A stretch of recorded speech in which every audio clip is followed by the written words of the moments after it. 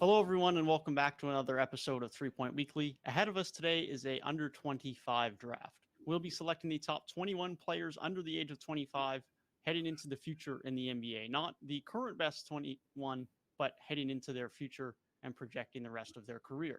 With that being in mind, we are only selecting players that are going to be under the age of 25 by the end of this year, meaning players such as Brandon Ingram, De'Aaron Fox, John Collins, Robert Williams, and DeAndre Hunter will not be eligible in today's draft, despite currently being under the age of 25. Via a lottery before the recording, Gabe has been awarded the number one overall pick, and so we'll hand it off to him. Thank you. Uh, I'd like to thank all my supporters for supporting me through this draft lottery process. The tank was successful, and now we will get the first pick. Um, you know, I've been thinking about this for not very long. It was actually quite an easy decision. And I was thinking about who is the best player under the age of 25. And I decided to go with my guy Hookah Luka, man.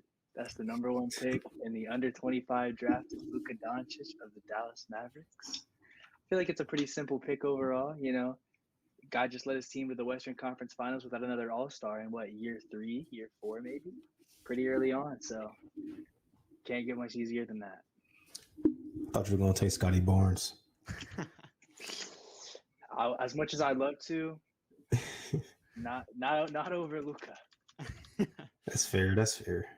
Man's gonna have to wait a little bit further down the line before I inevitably steal him from him. Great pick. Nothing much more needs to be said. Obvious number one. Yeah, 100%. Luka's the best under 25 player currently, and I would project long term as well. Definitely the safe pick.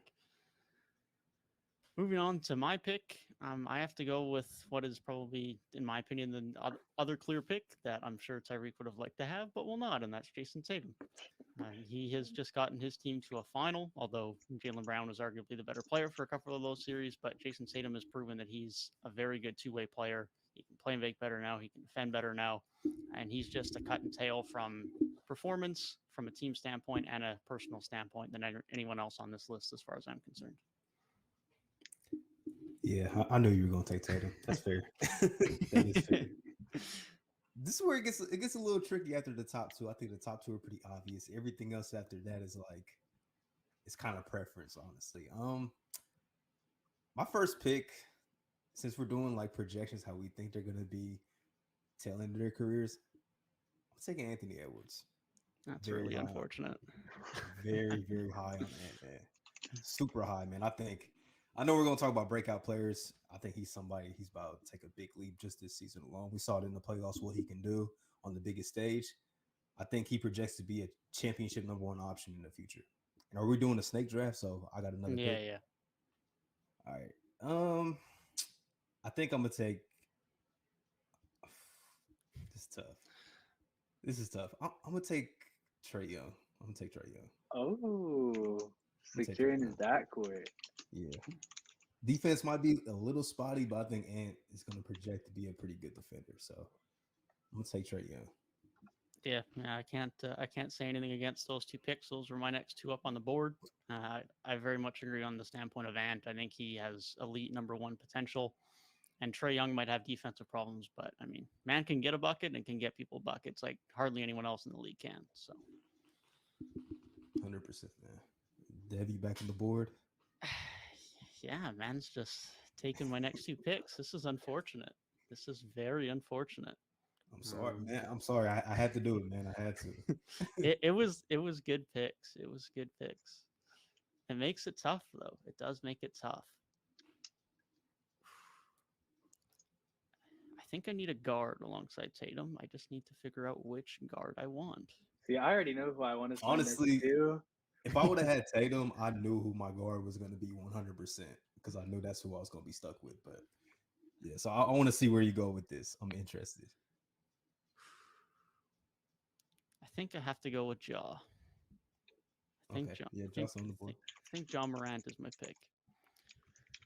Ja still lacks a bit of defense, still lacks a bit of a three-point shot at times, but his explosiveness, his ability to finish at the rim, his ability to shut up others That's undeniable. Cade was the other guy I was debating on, but I've just seen more from Jaw already. So I had to go with Jaw. All right. I So like that. I like that. my next pick, I already know exactly who I'm about to take. I think a lot of the best players under 25, it's very guard heavy, couple wings in there, but there's not a lot of big guys. With that being said, I think I'm about to dominate the paint in this draft. I'm taking Zion, man. Give me Zion. I just think, I was debating Zion for sure. I know we're like going with potential and like his injury history and things, but it's like he's got this new contract and all the clauses in it, and just with what's around him, I think Zion's going to come back. I think similar to how like a Joel Embiid was a little spotty with the injuries early, missed almost all of his first like 3 seasons or so. I think Zion can come in, and once he gets secure, I mean, we already saw in year 2 he was unstoppable. So I think there's the clear pick for a front court player. And then I think I'm gonna have to take Cade off the board here as well. So with the first pick of round 3, taking Cade to go alongside Luka, and that's going to be my backcourt. Both outstanding playmakers, whether that's feeding the ball to Zion, each other, whatever that may be. But I think if we see a little bit of Luka off ball, and I'm pretty confident Cade can get some off ball in, especially projecting him playing with Jaden Ivey here. Like I think he'll develop those skills even more. So that's my big 3, if you will. Yeah, it's a Good pretty picks. darn good 3. Good picks. Zion, if he stays healthy, definitely flies up this board. He is He only would where he is because of health concerns. he would have been my pick. He would have been my first pick for sure. 100%. Yeah. I think after Luka and Tatum, then maybe Ant, but other than that, then you're slotting in Zion if you can assume that he's healthy. That's the only thing holding him back. Shout out to him for getting his bag though, for sure. Facts. And that moves back to me after my top 7 are now off the board. No one wants to leave me anyone on my board to take when I'm up. This is very unfortunate. It's the draft. Yeah, having double picks on either side of you is really rough. I will admit. Yeah, it's nice being in the middle because then you don't have to wait forever. But Thanks. having someone steal both of your guys in front of you is a bit tough. Like you said, it is very guard heavy, although there is a lot of bigs later on. But because of that guard heaviness, I think I need to take Evan Mobley. Damn. Oh, early Evan Mobley. Damn. I think I need to take Evan Mobley. We have heard that Tim Duncan potential. So, I mean, hey, you that's like a top 7-6 player of all time in my book. So, And the sky is if the he limit has- for Mobley. yeah. So that's what excites me with Mobley is that he has the potential to be an elite 2-way talent, whereas a lot of these guys, especially with the guards, are very much 1-way talents. Mobley has potential at being an elite 2-way guy, and his defensive impact we've already seen. There's already offensive flashes. I think the sky's the limit for Mobley. And if someone's trying to load the front court, then I need to try and do the same. So Mobley's coming in. Man, fake Raptors fan took Mobley over Barnes. Well, since you took Mobley, I'm gonna take Scotty Barnes. I'm gonna take Scotty Barnes. I see the upside with Scotty, man. I really do. His teammates talk very highly of him too. I was just listening to Pascal speak about him on JJ Reddy's podcast from like early on in the season, and I think he's gonna be special, man, for sure. And I do need a big. This might be a little premature, but Jared Allen's like the next best guy available, so I'm gonna take Jared.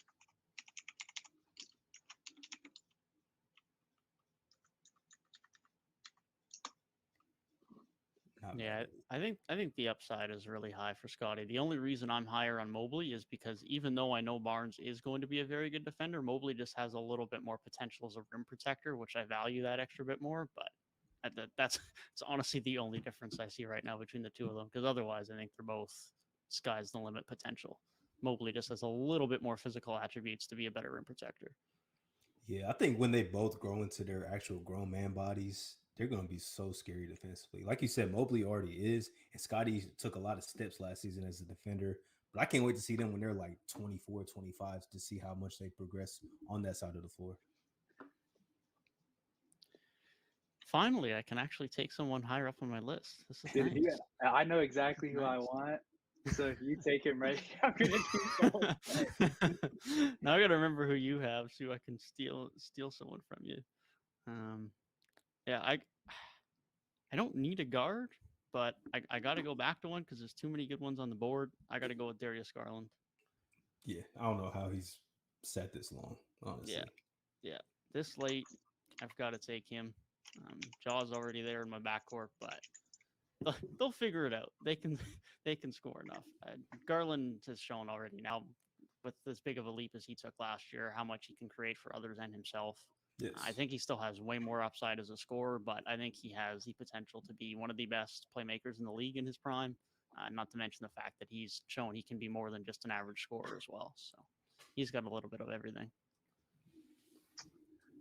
All right, so the time has come. I'm taking Paolo. Oh, okay. Early. He's betting on the rookie. I I liked think it. I I think respect it. out of everybody just drafted, I think Paolo. We talked about this in kind of our draft review episodes and everything, talking about that.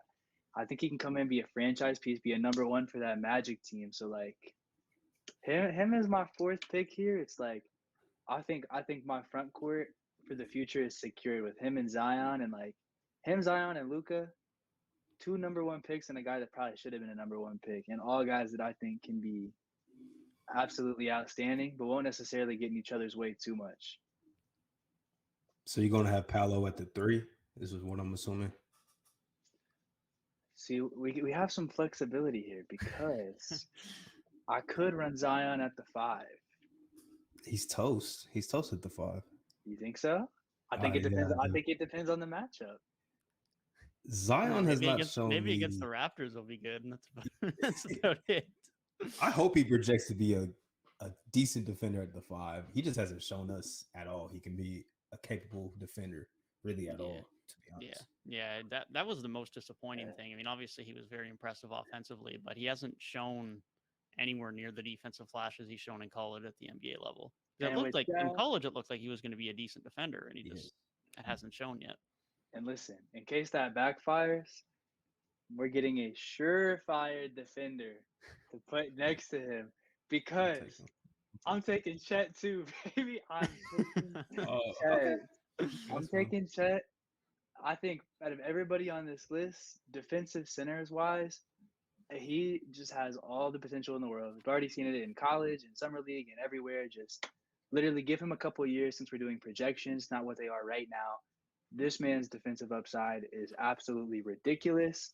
So, I mean, already, if he can just be the guy that keeps the defense under control, Luka can run an offense by himself. And then you got Cade, Paolo, and Zion. Just a lot of high IQ players, a lot of high athleticism, defensive upside, offensive upside. I think that's a really well-rounded starting 5 for me. You were banking on the rookies to turn into superstars. He is banking on the rookies, but I respect it. I do. I like the gambles. Got to take a chance. Like it for your gamble and like it for my board because man's making me flip the page that cross off Holmgren. 100%. Problem is, you're now leaving me with a bunch more guards, so I might just have to take a 6th man early. And that means that we're going to have to go with LaMelo Ball. Interesting how LaMelo's still on the board, man. It is very interesting. Because going into last season, everybody was probably saying he was better than Anthony Edwards. Yeah, probably. And yet LaMelo Ball was the all-star. But most people would probably have Anthony Edwards higher right now. Yes, 100%. It's because LaMelo doesn't play with Cat. Yeah, that is true. He played with Miles Bridges. Yeah, played with. Yeah, that's crazy how much the Hornets feature is just flipped on its head now. Okay, I like that pick. I like that pick a lot. There's so many guards. There's so many guards. Like, there's one still available. I'm about to take him. Yeah. Hold up. Shea doesn't count, does he? Is he already about to be 25? Shea was on my board, but I can confirm. I've been going back and forth. Shea is 25 next July, so he does still count. I'm taking Shea. I don't know how he's still on the board, to be honest. I don't know either. Well, that's because you guys kept leaving me guards. I could only take so many. He'll come off my bench, and then I'll throw Jaren Jackson as my next pick. Jaren Jackson Jr. Probably have Scotty run the 3. Scotty's so versatile; he can run pretty much any position. So yeah, 100%. I like it. Dang, Shay was. I mean, honestly, do y'all want to go 10 deep? Because we're kind of flying through this. Yeah, I'm good to go 10 deep. All right, bet. I got some sleeper picks that need to be taken. For sure. Oh, I guess that brings it back to me. I still need a forward. It's a million guards still. We got to go with Franz. I'm high on Franz. We're going with Franz at the 4. I'm sorry you took him. I was hoping he kept sliding. I was hoping, man. I like it. I need someone at power forward. Franz can do a little bit of everything. I don't think he projects as a number 1, but he is a very good number 2. He can score, he can create, he can defend. He does a little bit of everything. Did you make the tweet saying like you don't understand why people aren't as high on him, like his ceiling? Yeah, like essentially the beauty of Magic fans compared to Raptors fans ever since the Scotty Barnes, Jalen Suggs debate last year. Now, of course, it's the Scotty Barnes, Franz Wagner debate. But essentially, like everyone in the Raptors community just seems to think that Barnes is on this other tier above Franz Wagner, and you can't compare the two. And although I do think that Barnes does project slightly higher, I don't think there's this significant gap. Like I think it's much more appropriate to put Franz with Cade, Mobley, and Scotty Barnes than it is with the second tier of that draft class. Like Franz, for some reason, just seems to be significantly more underrated. Like if he was super bad defensively, I'd understand, but he's not. If he didn't show good playmaking skills, I would understand because the other ones have. But Franz has shown he can have playmaking upside. Like there's nothing overly discernible between Scotty and Franz, and same goes for Cade and Mobley. I think you can argue that Cade, Mobley, and Barnes all do have higher upsides, but I don't think it's significant enough that after a rookie season, you can already start to classify the two in completely different tiers. Yeah, I think people can't really say that because just the jump he made from his college career to his rookie year was pretty like substantial to me because he projected as somebody who was like a 3-and-D type player in college to where we see him in Orlando. He's doing a lot on the ball, creating for himself and others like you mentioned. So it's very premature to even place that label on somebody that already has shown so much growth at such a young age. Yeah. I think it'll be a big proving ground this season too with him. Like now that he has Paolo there, the way they play off of each other and how he does with another like kind of sort of alpha dog in town. I think if he continues to produce the way he does, that'll like cement him, and I think more people will start to really notice that he does have that potential. But with that being said, you did mention how he does a little bit of everything. And for my 6th pick, a guy that does a little bit of everything and a lot of it well, Tyrese Halliburton. Damn. And the guards are starting to fall. Damn. Yeah, I was looking at Tyrese, man. Here's my thing. So I was looking at my team and I'm like, okay, both of my guards are really good passers, and Tyrese is a good passer as well. So I was like, who can really thrive off the ball and play with either of these guys? And if they need to have their like if Luka needs to have his heliocentric moments where he's kind of just running everything for a couple minutes, which we've seen to have success in certain stretches, you put Tyrese next to him, it'll work like a beauty. So I think for like that lineup flexibility is my 3rd guard on the roster. I think he's a perfect guy to have in this situation. The bigger question is, that's a good pick. For pick 7, I think I might take a safety pick here. Call me crazy, but I'm going ahead and going to take DeAndre Ayton. Good pick. Because very, very good pick. I want my 2nd center on the roster.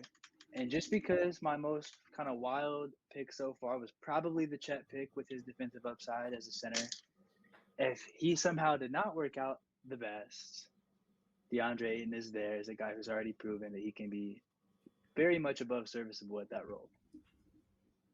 I like that. You took the gamble with Chet, and you still got a very good big in DA. I think people kind of forget how good DA actually is because of the way their season ended, but DA is still very good, very talented. Yeah, no, definitely. And I think he's still been hidden a little bit in that Phoenix offense just because he hasn't had to do as much. So yes, it's definitely a good pick. It's getting dicey. It is getting dicey. This is when it gets tough. I like it though. This is good. Do I want a guard or do I want a center? That is the question. And as high as I am on him, I think I got to go center. We're going to go with Wendell Carter Jr. I was like, he seems so much older than what he is. Like, He does. I don't know why he was crossing my mind, but I'm like, he might be turning 25 soon. Good pick. Very good pick, man. Yeah. I'm really high on Carter Jr. I think he's got legit potential all-star upside even as soon as this season. Ooh, I like that. I like that. I mean, video, if he plays video later on. okay, if he plays like the way he did second half of the season, man, Yeah. he might be there. He might be there. Another guy that seems older than what he is, even though he's just coming off his second season. Gabe was mentioning somebody that, you know, can do a lot off the ball. Desmond Bane is that guy. I think he's only going to keep getting better. Taking him right now gives us a lot of flexibility. He can start. He can come off the bench. Can play the 2, can play some 3. I like it, man. Desmond Bane. And now it gets even tougher. Desmond Bane was going to be my next guy for sure. This is tough. I'm torn between 2 guys, 2 guards. I want to go Tyrese Maxey. I'm gonna go Tyrese Maxey. So between him and somebody else, I'm gonna go with Tyrese. I like he's like he can play on the ball, he can play off the ball. I just like the energy he brings to the game, and as somebody who's gonna be off my bench, I like it a lot. I like what he can bring to the table, man. Yeah, 100%. He's still only got 2 years in the league. There's still a ton of upside in Maxey's game, for sure. I mean, he's already gone from a not great 3-point shooter to a very good one. Oh, there's definitely a lot of upside there. Now it just gets tougher again, doesn't it? This whole only being able to take one guy thing is a bit annoying. Yeah, that's the worst. That's how I'm about to be in my fantasy draft. I'm like pick number 5, so I'm gonna just be in the middle the entire time. Yeah, I feel that.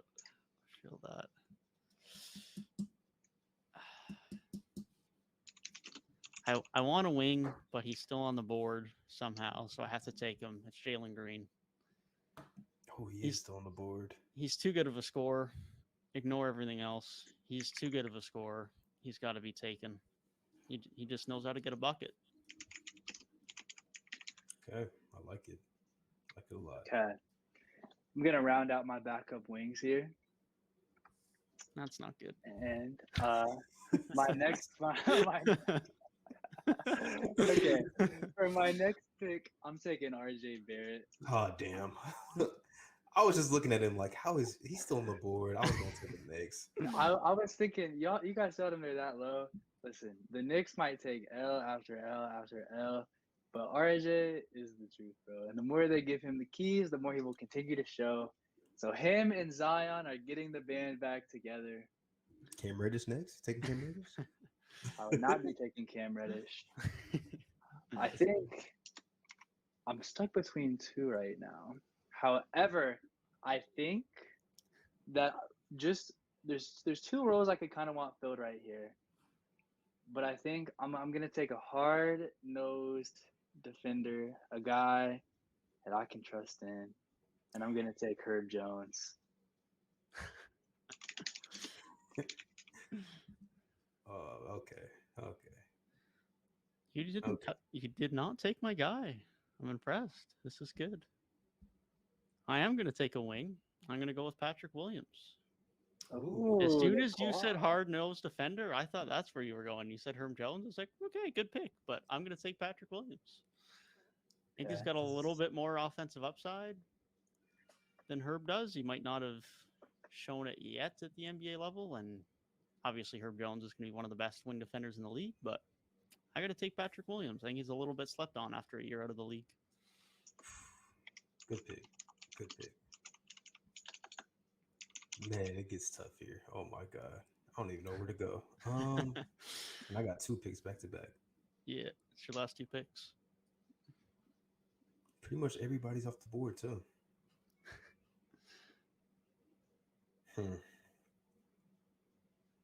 Jalen Green pick was a good one. Very good one. Let's see.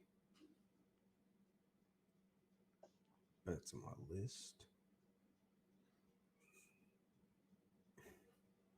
This might be weird, but I need some wing play, man. I'm gonna take Sadiq Bey with this first pick. Okay. I like That's fair. Sadiq. I like Sadiq. 50-point game. He was on my board, so he's not completely off. Yes. It's a good pick. Man loves basketball, so I don't doubt he continues to improve. Most def. Really, there's no more like backup bigs like available that are under 25 I that like I can. one. I must have missed somebody because I'm definitely not seeing them on my list. Devin going to take Jakob Pertl. There's no He's way not he's still under U25. 25. I know, there's no way. I was about to say there's no way. It's just so many of the centers are like 23 going on 35 that it's just like it could literally be any like random pretty good center, and I'd be like, yeah, they're probably like 23. Oh man, damn! I wish Rob Williams was still. Ah man, that would be so perfect right now. I might just take another just solid player. Honestly, I'm gonna just take Jordan Poole. I'm gonna just take Jordan Poole's the first of the 3 young guards off the list I had side by each. I'm just like, because I got Jaren Jackson. I could just run him some backup minutes at the 5. He'll be fine. For a second, I thought you were about to dip and take like James Wiseman. Oh no. Haven't seen enough of him, man. Haven't seen enough. Facts. Last pick. I actually don't mind who's left on the board. I just need to figure out who I want. Do I want a guard? Do I want a wing? Or do I want a big?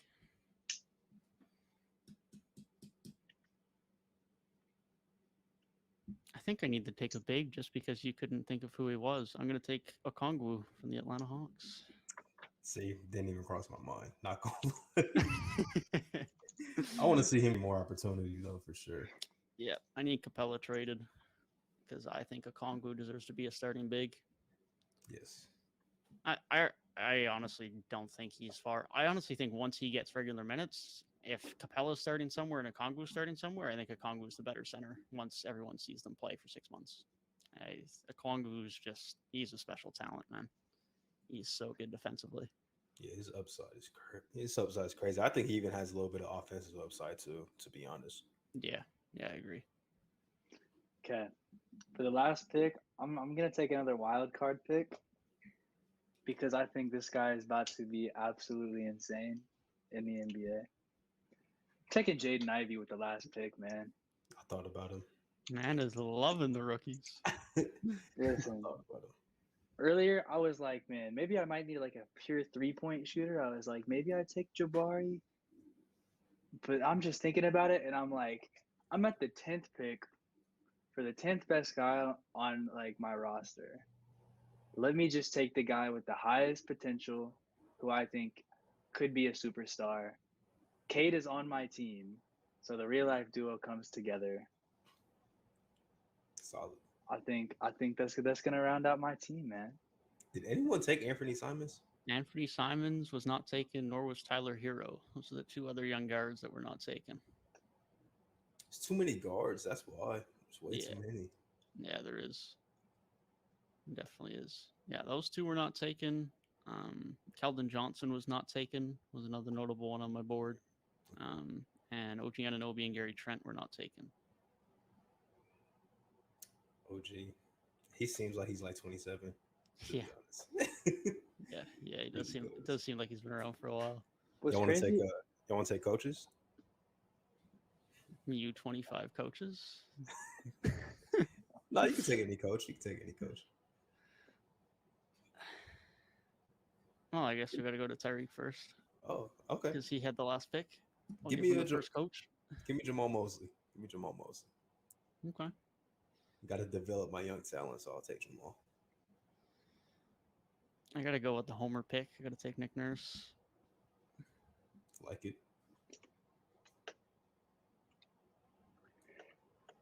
Let me get some respect on him. Let me take Willie Green, bro. I like it a lot. Started the season off terrible. Absolutely horrendous to bounce back and take the 1 seed 60-win team to 6. And you got Zion on your team, so a little bit of Exactly. familiarity. Okay, I like that. I like that. And I got Herb Jones on my team. Herb should have been a top 3 pick, honestly. I should have took Herb. So Gabe, you wanna read off your team first? Let the Okay. people hear everybody's team so they can vote on who has the best one. So my starting lineup: Luka Doncic, Cade Cunningham, Paolo Banchero, Zion Williamson, and Chet Holmgren. Off the bench: Tyrese Halliburton, Jaden Ivey, Herb Jones, R.J. Barrett, DeAndre Ayton. So the second unit is a little bit small, but you can always throw Paolo in for some backup 4 minutes at any time and have him play with the second unit so he can show more flashes of what he really does as that number one main guy in the front court. And it just leaves a lot of room for flexibility. A lot of guards that can play off the ball, a lot of guards that can play on the ball. Some bigs that do a lot, and some bigs that don't really need that many touches. Just, I think, pretty well rounded. My biggest weakness is probably shooting overall. Yeah, Maybe. But I'm cool with it. I'm changing my starting lineup now. Yeah, that's what I'm trying to figure out too. Is like, who do I actually want to start? That's a good pitch, though. Actually, I like your team, Gabe. Even though you took Chet so early, I like your team. The bigs are just so hard to come by. I think, like, really true centers on this team with high upside. Like, I think Chet has the highest upside of probably any center taken. Unless you can, I guess Mobley's kind of could be considered a center if he didn't play. If he didn't play with Jarrett, then yeah. Yeah, for sure. He's a big, so yeah. Like Chet's a big too. He might not be a pure center, but he's a big. Yeah. Like he's not playing any wing minutes or anything. So yeah. But you still got, like you said, you got DA at the, off your bench. So if Chet can't deal with, some other bigs, then you got DA back there. I think my 4 is stacked though, running Zion or Paolo. 3, RJ. Honestly, even like a Luka could run some minutes at 3 because he's so tall. Yeah, I think he gives a lot of like. He's playing minutes with Brunson and Dinwiddie, so. Dude, like I could run a lineup of like Cade, Tyrese, Luka, like Zion, DA, and it'd be cool. Yeah. I like having Cade because even though Cade's so good on the ball, he doesn't need the ball to be effective offensively. So I think he could play with a Luka. Like he's that. That's why him and Tyrese is my 2 and 3 guards. I like my guard rotation. And then Jaden Ivey is my little wild card, and Herb Jones is my defender. Okay. Happy with next it. team. I like it.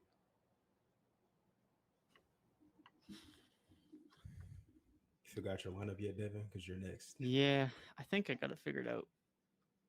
I think we're good.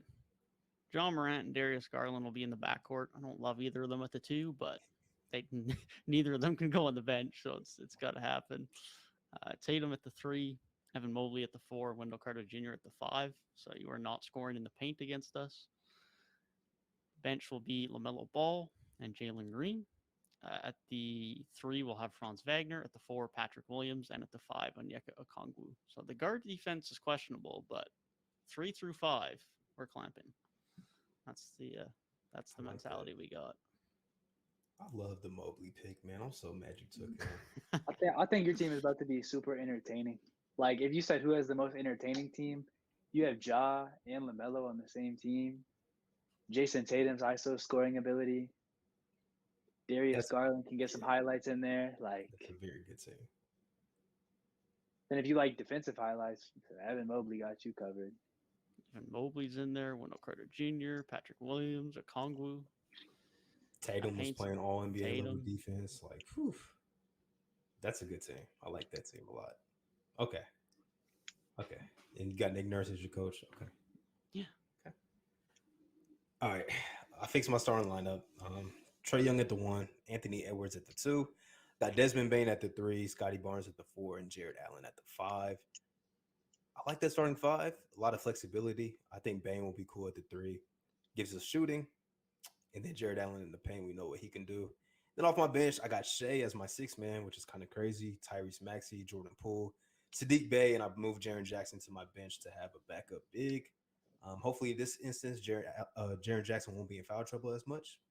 We got shooting off the bench. We got playmakers off the bench, and really got playmakers all through the team, man. I'm pretty confident in my squad. And we got Jamal Mosley as our head coach. Yeah, I mean, at least Jaren Jackson's off the bench, so if he does pick up a few fouls, it's not as detrimental. Exactly. And we got Jared Allen. Which he might have to do with some of those perimeter defenders, but that's okay. That's what he's there for. Definitely. Some perimeter defense is a little spotty, I'm not going to lie, but we're going to be up and down. We're going to be trying to score a lot of points. A lot of points and rim protection is what we're going to excel at. I would just say, I think your biggest weakness is defense minus shooting. I don't know what Devin's team's biggest weakness is. His backcourt, defensively. Defensively, yeah. Like it might not get much worse defensively as a backcourt as that, unless maybe you add Trae Young. But yeah. But you got Mobley, you got Wendell back there.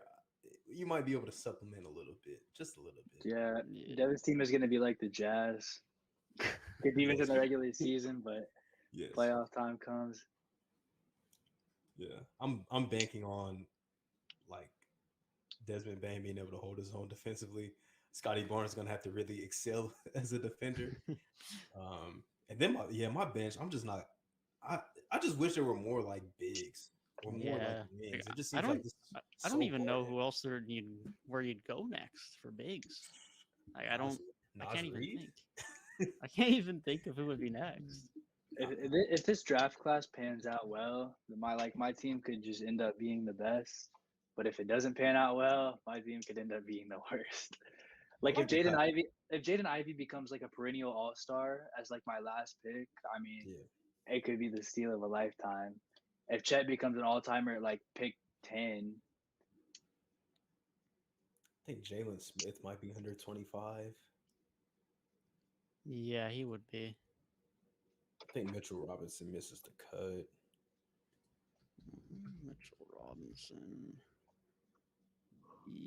Mitchell Robinson would be in there.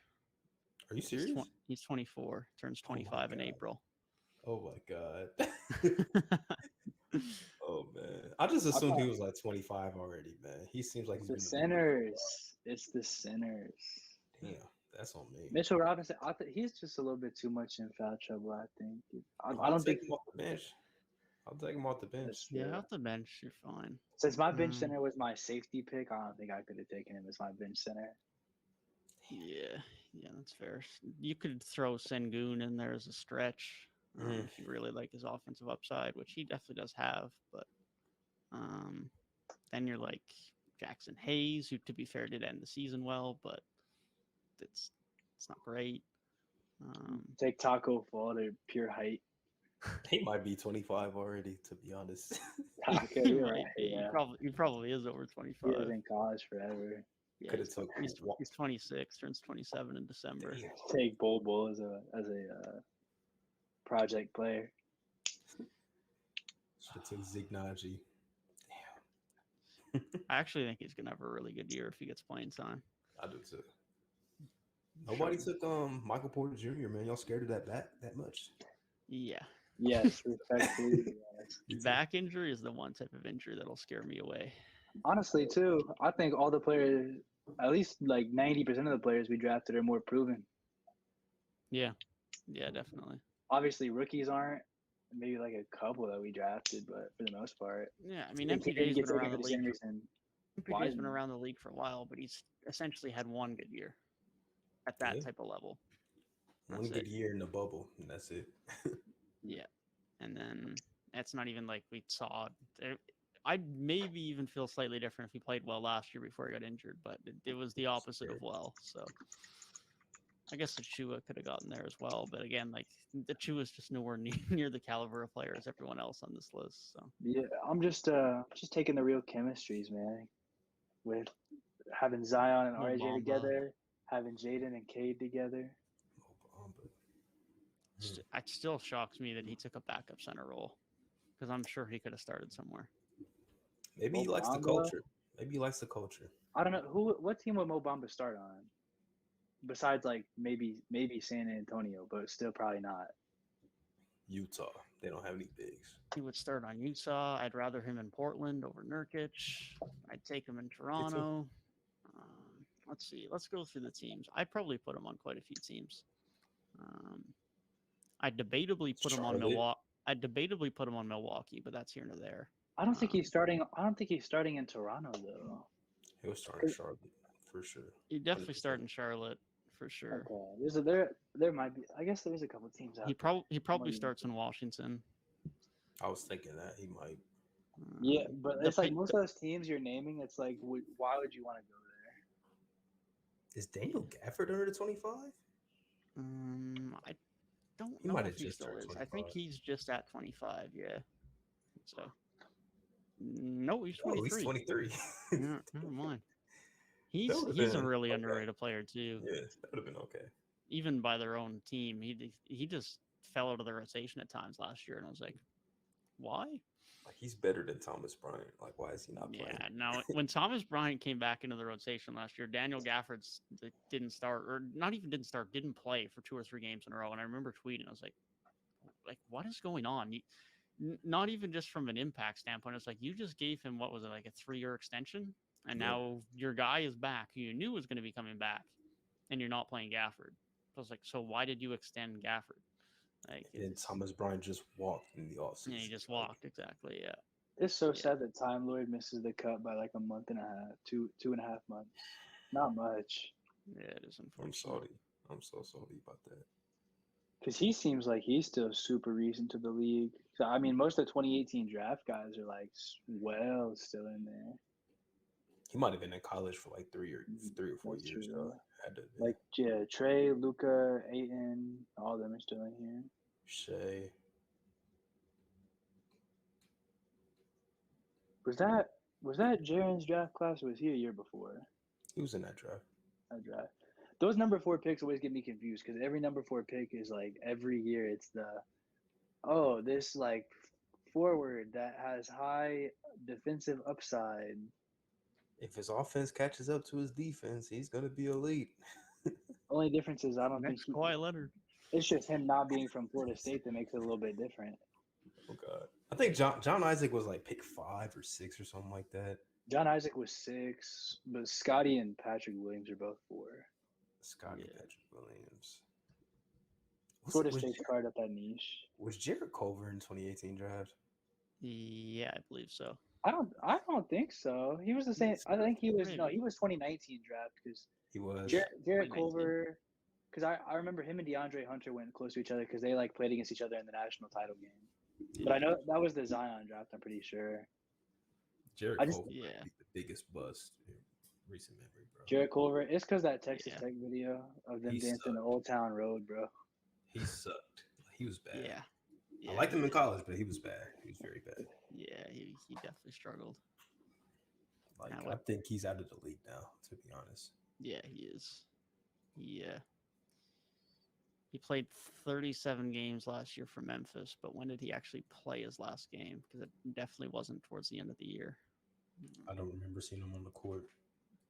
Well, actually, he got play it. I didn't obviously tuned out of those games once they were over. He got playoff minutes in garbage time, but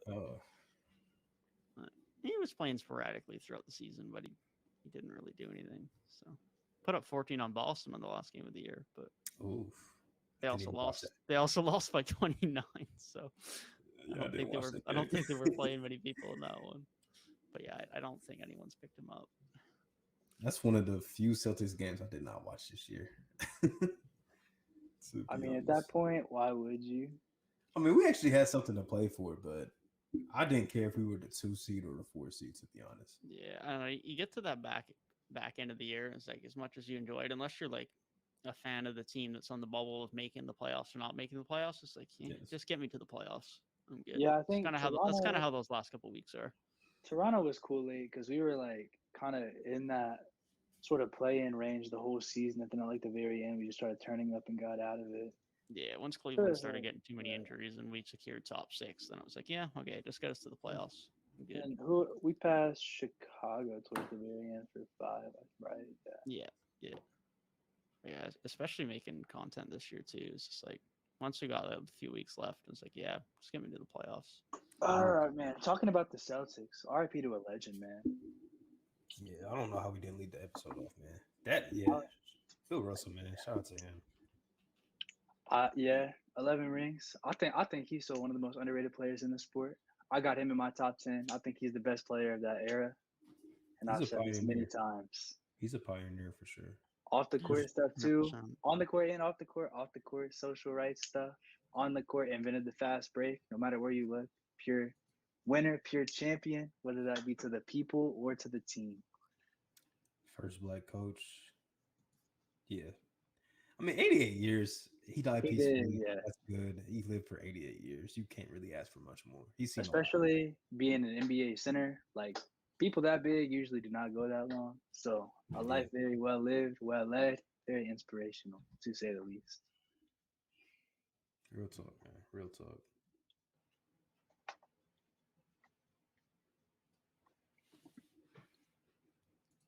It was very sudden though, which makes me think it was real, like real peaceful. Because there was no mention of like him in the hospital or like him anything happening like at all. I feel like Yeah. He wasn't even like, I don't think he was at the finals, was he, to present the trophy to Steph Curry? I don't think he was. I don't think so. Like, I don't remember seeing Bill Russell, which is crazy because he's been basically there every year, except for like the bubble. Yeah. I feel like he was in the bubble. Was he not? I don't think he was. I don't think He wasn't. I don't remember. That'd be very irresponsible if he was. Because that was like, it wasn't the height of COVID, but that's when we thought like, oh, COVID is like crazy. Like nobody Yeah. catch this. Yeah, I don't remember him being there this year. Yeah, I can't say I remember it either. Yeah. But best Celtic all time though, for sure. Really? Yeah, That's a good debate to have, but all respect to him because he's definitely that you can say that easily and not get much pushback. I mean, it's either him or Larry Bird. I mean, take your pick. Yeah, Literally. Neither are bad picks to say the least. Both Same. NBA legends. Yes.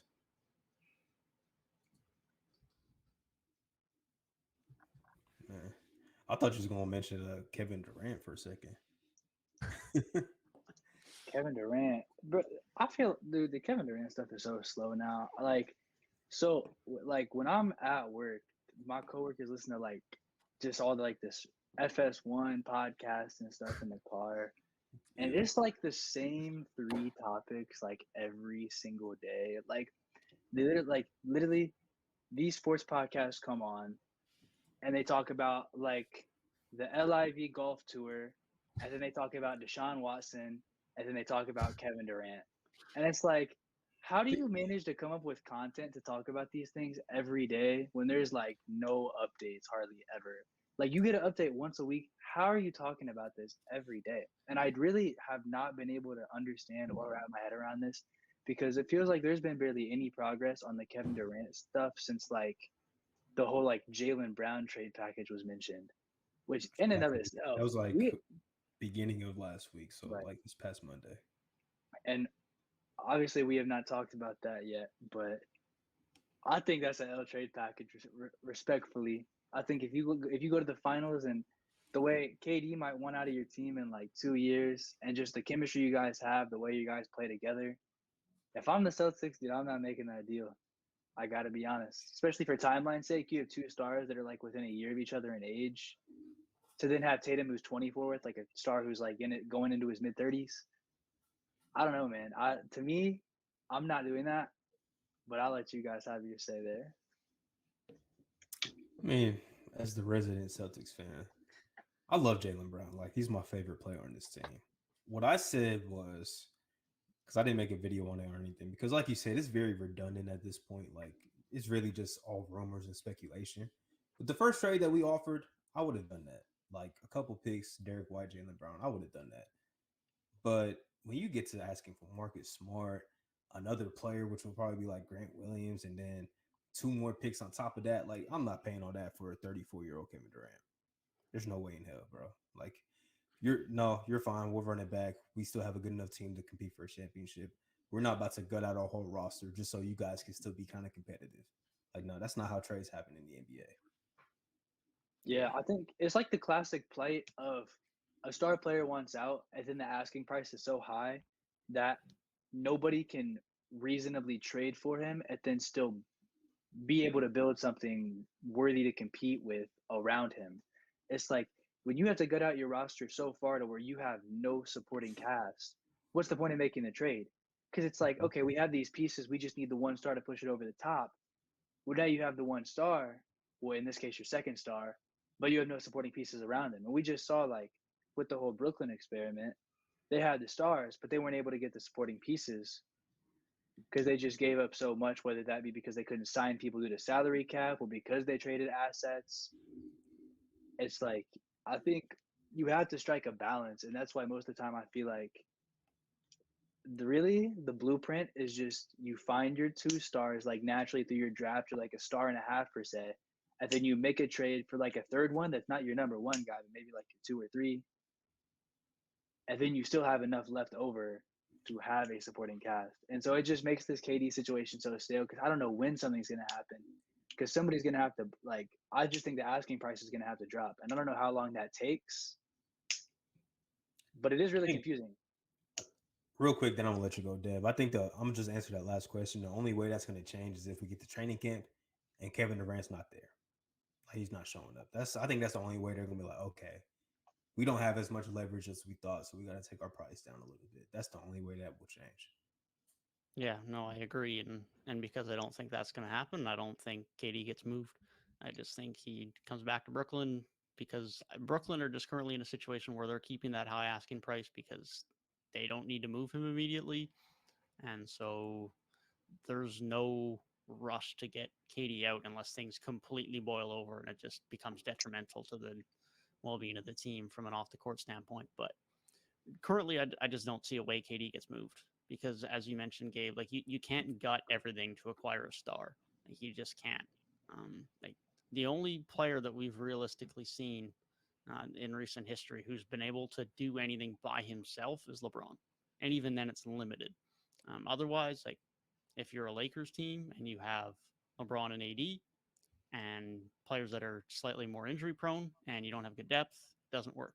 If you're a Brooklyn team and you have a bunch of stars and they're slightly injury prone and you have no depth, it doesn't work.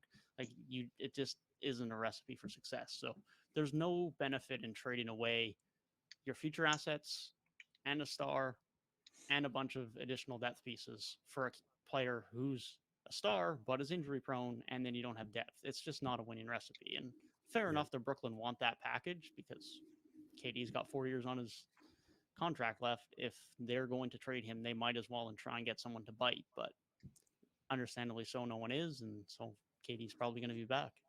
Yeah, but they have not gotten offered a player of Jaylen Brown's caliber. Like that's the best player that they've been offered so far. So they got to find a middle ground. Like that's what negotiations are all about. You got to find a middle ground, and you're not going to get half of their assets for the next 5 years and then half of their rotational players. That's just unrealistic. Like the last time we saw a team gut out their roster to bring in a star player, last time I can think of, Gabe might not remember this because he was probably like 5 years old at the time. But you remember when Melo got traded to New York? Yeah. They gutted their roster out to bring Melo in, and they weren't as good as it. Like they made the playoffs and all, but the team where they had Amari Stoudemire, Raymond Felton, Gallinari, Landry Fields, that team was actually pretty good. They were winning a lot of games and they were exciting. But when they got Melo, they didn't really have a good rotation. They just weren't as good, I think, as a whole team as they were before they made that trade, even though you got the best player in the deal. So you just got to be smart. That's why I don't think Brad Stevens is going to be like Brad Stevens probably looked at that and hung up the phone. Like he's too smart to gut out his whole roster to get a 34-year-old Kevin Durant. And once again, it's just like the way now you have the leverage because Marcus and Jalen, it's like their first team, which I think is important because all they know is the Celtics, and they obviously enjoy being on the Celtics, or they would have left by now. And so, obviously, I mean, player loyalty isn't like the biggest thing in the world, but they clearly like where they're at. They want to be there, and I think it does take more for a player to leave their first team than it does for them to leave subsequent teams. And so, with that being said, it's like KD was all in on Brooklyn like 2 years ago. say he gets to Boston and then in like a year or two, he's like, yeah, I don't really like this. And then he wants out. I think that's way more likely than Jalen or Marcus wanting out. So it's like just for your longevity's sake, when your number one star is 24, to keep that sustained success, it's just way smarter to keep the guys you have, I think, with the chemistry already built up along with that. And also, like, it's hard to find because it seemed like Jalen Brown was actually visibly upset. Like, we know what that tweet was about. We know why he tweeted that. Yeah. It's hard to find somebody that is probably comfortable with being a number 2 option. It's not because guys' egos, these are NBA players, these are professional athletes. They all got big ass egos. They are all ready to have all the shine on them because that's just how they are. They've been told they're the best thing ever since they were like 10 years old. So it's hard to find it on the NBA team a guy that's comfortable being the number 2 option that at times can show that he's a number 1 guy, but relatively he's comfortable being the number 2 option. So when you have that, you don't want to jeopardize that. So I'm hoping that if Jalen Brown's on the team, it doesn't really affect too much. Because that can, I mean, if you hear your name getting thrown in trade rumors after you just were the best player on the team that was in the finals, like Jalen Brown was probably the best player for the Celtics in that series, it's got to be kind of frustrating, honestly. So hopefully it doesn't impact any of the team chemistry or anything if Jalen Brown is still on the team when the season begins.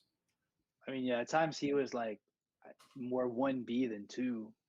And this is like an NBA Finals team. So, yes, he was better than Tatum in the finals. Yeah, definitely. Yeah, you know, Tatum was like good in certain aspects, but not for the whole series though. Not but at all. I mean, Tatum did have like a little bit of injury stuff going on that was kind of just kept under wraps.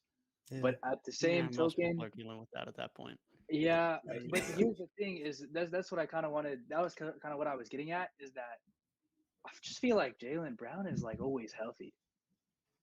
And it seems like literally the last like 5 years in a row, at least, feels like the team that wins the finals is the team who is the healthiest. So when you have an all-star player that's always healthy, I think that's an incredibly valuable commodity. Yeah. Like, I think Jalen Brown's worth is more than his skill set or his age or anything, just because of the fact that he is a star who is healthy. You see, when he wasn't healthy, they got bounced in the first round. Yeah. You know, last year by the Nets. So, yeah, I'm not mad at Brad Stevens though for trying to get better because that's your job as a GM. If Kevin Durant's available, you at least got to make a phone call. It's that simple. You have to. Yeah, exactly. Yeah, it does just suck, like, the spread of information kind of in that situation, because it's like, if that was a phone call and they were like Brad Stevens was throwing something at the wall and it's like, what's his value? And then that kind of gets into talks, but then that comes out to the whole public that it's like, oh, the Celtics were talking about trading Jalen Brown. And it's like, oh, now everybody knows that they were trying to trade him, and then it just makes it really awkward. So, just kind of a side effect of Twitter, but at the same time, sometimes it's good that things can't stay under wraps. So it's a give and take. Yeah, I mean, Boston don't even have to do anything wrong there. Brooklyn can literally just call up, make a trade offer, and then leak it. And then I guess just, like Boston can literally just say no or not pick up the call and be like, oh, Jalen Brown was in trade talks, and they literally have nothing to do with it. Same thing when literally anything gets leaked about Toronto now. It's like people worry about it. Like, it's not Toronto. Like, that would be no one knows anything about Toronto. Like, I guarantee you, it's not Toronto. It's all good. Which I think at the end of the day, I feel like their chemistry will be okay, because it's like when the Jalen Brown trade talks were super heavy. I mean, like when Tatum went on JJ's podcast and was like, "We've won so much together. Why do people want to split us up so bad?" And now they've won even more going to the finals together. It's like they can't control what the front office does, but at the end of the day, you're on the court with your other players and your coach and your like the rest of your coaching staff. So I should say coaches, not coach.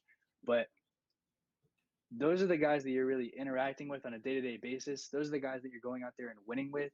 I feel like even if that could have obviously it should upset him, I think after all he's done for their franchise, I feel like just having that discussion with the other players, with Coach Udoka and everybody else in that kind of realm of the game, I think they'll be able to be fine. Yeah, I can agree with that. The guys that you're going to battle with day in, day out is the guys that matter the most. As long as you got that vote of confidence, then that's the biggest thing. For sure. And that is the KD trade talk segment of this podcast. No longer to likely be discussed until he is traded. Dude, just Yeah. L trade talks, man. Like literally, trade talks are so dead. I don't think anybody's getting traded for the rest of the offseason. I'm- I'll I'm say it just- now. There'll be a couple guys. There'll be a I'll couple say it guys. now. I'm saying it with my chest now. No Nah. all-star player Well, All-Star maybe. is getting Okay. like the guys that you might think of. Like the Lakers are not making a splash. The Nets are not making a splash before the season starts. Yeah, I I can just- agree with that because I don't Yeah. think Kyrie gets traded. I don't think KD gets traded. I don't think Donovan Mitchell gets traded.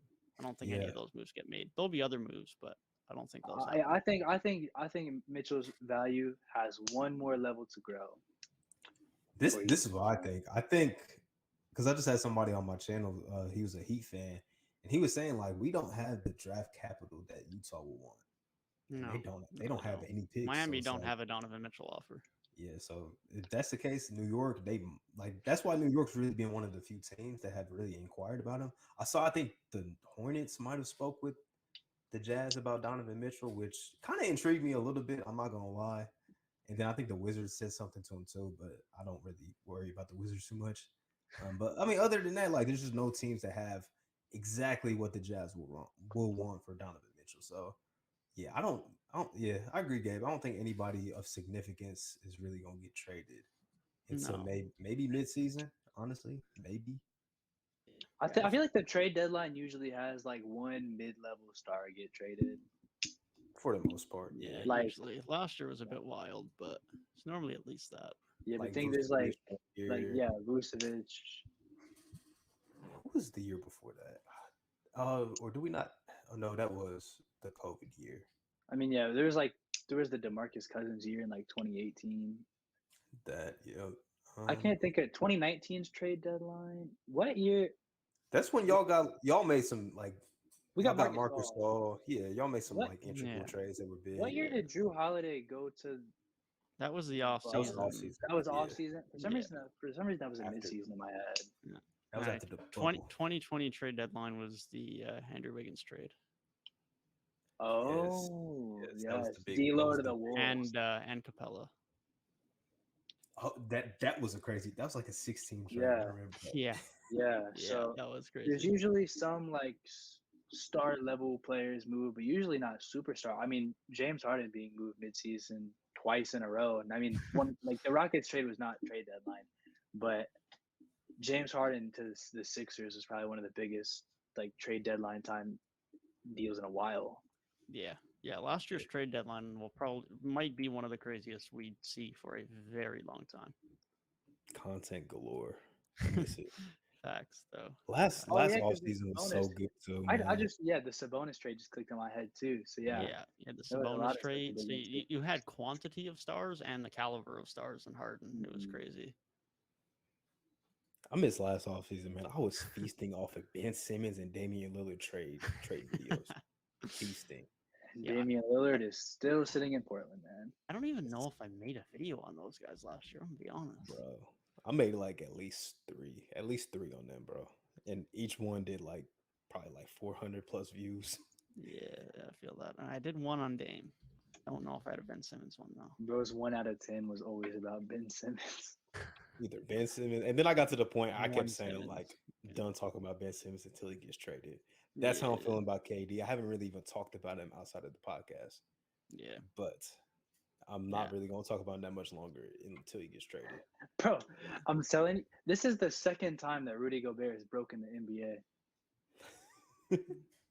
Fully. He did it Fully. again. Yeah, Like I can't believe they got that many picks, man. That is a lot. it's just when Rudy Gobert, who's like probably if you put together a tier list of like the top 20 players in the NBA, he's probably like a tier 3 or 4 star. I'm still listening. I'm about to grab my charger. Yeah, but Yeah. if you see like your best player in the league contenders, then it's like your all NBA like first, second teamers, and then like the tier below that's like fringe all NBA, and then just like all star players. Like he's more in that like fringe all NBA all star range of talent. So the fact that he got that kind of return is just like, dude, the system is now broken. Because who has significantly more than that to offer, like ever? I mean, that's the thing is like it made it really hard when you're comparing Rudy to KD because KD is significantly better than Rudy, but you can't get the same equivalent of Right. significantly more assets. Like, it just doesn't equate. It So essentially killed the trade it just market. it just completely skewed the market. Completely skewed the market. Now, what I do want to ask is, and I know this is not trade talk anymore, but it's still kind of about KD. Say that the time comes for the season to start and KD just decides that he's going to sit out until he gets traded. Does that like break the NBA? Yeah, we're gonna Like, go is into there, the worst lockout ever. Yeah. do you think that causes a lockout? Yeah. If KD decides he's not going to There's play? no way it doesn't. There's no way it doesn't. Ben If Simmons, you have Ben Simmons and KD in back yes. to back years, and if you want to throw in how Harden forced his way out of Houston, there's a little bit of extra ammunition. Like there's no way that doesn't cause a lockout. It's just like, And then I need to already start prepping my content because that is going to be a horrendous time. there's usually like I feel like there's usually one or two like big name NFL players that sit out like every year. For That's contract viable. reasons. That's viable though because they don't get guaranteed money. Some players can get cut at any time and not be owed a dime. That's a little Yeah. different. The NBA, everything's mainly fully guaranteed. But if Ben Simmons doing it is one thing, but if Kevin Durant does it, nah. Yeah, if you have a top 5 player in the world that's just sitting out just because, and he has that guaranteed money, that's Yeah. I Has still his think we're contract getting money. I still think we're getting a lockout either way. But if KD sits, really then there's no shot. a I lockout thought either way. I think so. I think so. 2011 was a dark time when we got that lockout. That was a very dark time. It just gave Yeah. more. It just gave the LeBron haters even more reasons because he got his first ring in a lockout year. Yeah. So like literally only 2 of LeBron's rings are technically in full years. And it gave them an extended offseason to hate on LeBron because he just lost Right. to the Mavericks that Yeah, year. and at that point you just gotta feel for LeBron because it's like the haters just they have lockout season, Ray Allen, Kyrie plus Draymond suspension, bubble. I feel like saw you can look at that for every title though. I feel like Yeah. there's always But it's like something.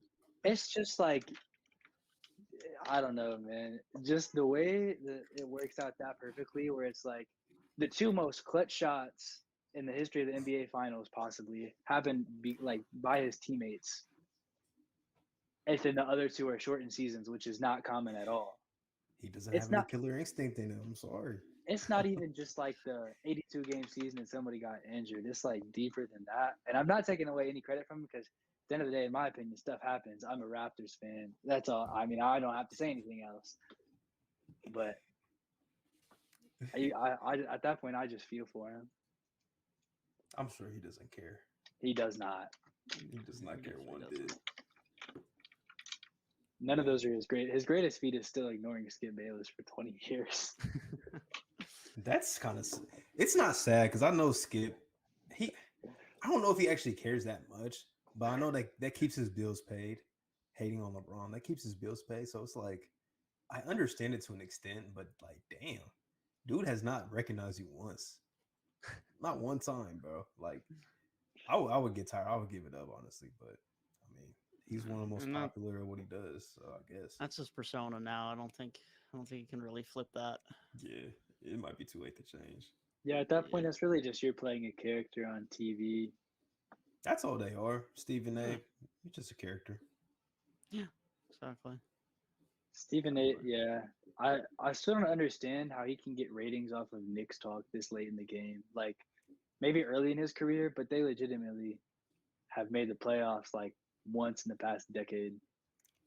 It's weird. People still talk about the Knicks like they're still very. It's because it's New York. Like it's just. It's how because that it's city New is. York, but it's like I don't know. I know that Knicks fans are passionate, but I feel like I don't see that much Knicks discourse on like Twitter or anywhere like that. Maybe I'm just not in the right spots, but it's like I feel like they're not even that talked about by people other than Stephen A. I guess it's. I don't even want to say this. Twitter is closer to how NBA fans actually view basketball, but it's not because there's still a lot of BS on Twitter. But it's more reasonable than network television, if that makes sense. Yeah, that's true. I can honestly, As I much can as it agree with doesn't seem that. like it at times, it is true. Yeah, like, yeah, y'all get what I'm saying. Y'all catch my drift. It's like on Twitter, you're not just gonna see nothing but Laker talk, basically. Yeah. Like you might see somebody show Yeah, some Detroit Piston love because, yeah, we like the Pistons around here, or some Magic love or something. But you're not just gonna see 100% Lakers and Knicks or Nets on Twitter all the time. yeah, I'd say it's always like the biggest stuff gets the most attention. Which, while I mean, it is going to be like LeBron stuff a lot. It's like there Yeah, can be stuff bigger than LeBron sometimes. Skip and Shannon are bringing LeBron into every conversation every day. every conversation. But it's like I get why they do it because you would have to be either a newborn child or just nowhere near the world of sports to not know who LeBron James is. Yeah, it's One of pretty the much. most recognizable people in the world. It's like go downstairs and ask your parents, or call up your parents and say, like, do you know who LeBron James is? And then say like, do you know who like Ja Morant is, or do you know who Cade Cunningham is? I mean, And see what my they dad say. loves ball like I do, so he will. But I mean, you I get will, what you're but saying, though. I get what you're saying. casuals that don't really follow it like that. Yeah. See, like my mom definitely knows who LeBron is. She probably won't know who John Morant is. Exactly. Most likely. And it's just they're playing that network television game. It's like then at that point, it's like, look at who's watching network television. I can tell you right now, I'm moving into an apartment in a month. And me and my roommate had this discussion when we were moving in. We said, we're talking about internet, cable, stuff like that, and we're getting internet and not cable. Most young people don't get cable. Smart. And so, yeah, you're not watching that kind of television like that. You're more just on the YouTubes, on the social media, and that's where you're getting your intake of content. And so, yeah, those network television people are pretty much forced at this point, if they want to stay relevant, to talk about what the casuals know. And that's the same kind of 4 or 5 topics and the same top 10 players. Yeah. That's why I made my career switch to social media because like journalism is dying. It's a dying beast, bro. It's not gonna be the same as like it's gonna be a lot different within the next 5 years. It's already becoming more social media based, anyways. That's how a lot of people get their information. So just gotta change with the times, man, for sure. And just know what's in and what's not. Yeah, I am happy I'm in school for it now because it's like I think it's one of those fields where the old guard is gonna die off very fast unless they're very good at adapting. And so Yeah. being a new person getting into it, I think it'll be very advantageous. That's why we need more young people in the media. Too many just old dinosaurs, bro, that don't know anything about social media. Like, When the game evolves, including the social media game, not just the actual game of basketball, and the people do not evolve with it. yeah, I mean, at the end of the day, they're still just appealing to their audience, and the same way that I try and appeal to my YouTube audience. And just at the end of the day, it's all about getting views. That's what it all comes 100%, down bro. to. That's what Some it of all it is comes down crazy to. though. Whether people want to admit it or not, that's what it all comes down to. I mean, at the end of the day, if I wanted to talk about the Raptors all day and I got 2 views, I probably wouldn't talk about the Raptors as much. Like, it's just kind of how it is. Same thing if they went out there and say they want to talk about Jaden Ivey for 5 hours, 5 days in a row. Like, they could, but they're probably going to get like a quarter of their viewership, so they're not. Yeah, I watch a lot of like social media growth videos, like how to grow accounts and stuff. And what you realize is people find something that works, and they just keep doing it over and over and over. That's how it is nowadays. And like people just some things are just so simple that if you just do it over and over again, you're gonna gain traction. People are gonna continue to watch your stuff, and then now all of a sudden you have this big platform that you didn't even know that would have existed. It's like that's why like Sports Center, like their Instagram page or House of Highlights. That's why they went through a phase where they posted nothing but LaMelo Ball. Because people wanted to see LaMelo Ball, and then it was Ja, and it's probably gonna be Anthony Edwards next. Like that's just how it is. Just find shit that works. Yeah, I think a lot of it seems a lot of YouTubers and stuff, they kind of get that base following to where they're getting some views, and then they just get that one video that blows up, and then they turn that one video into like a series. And then that series kind of they keep that going until they get big enough to the where then people just stay for them, and then they can start doing whatever they want.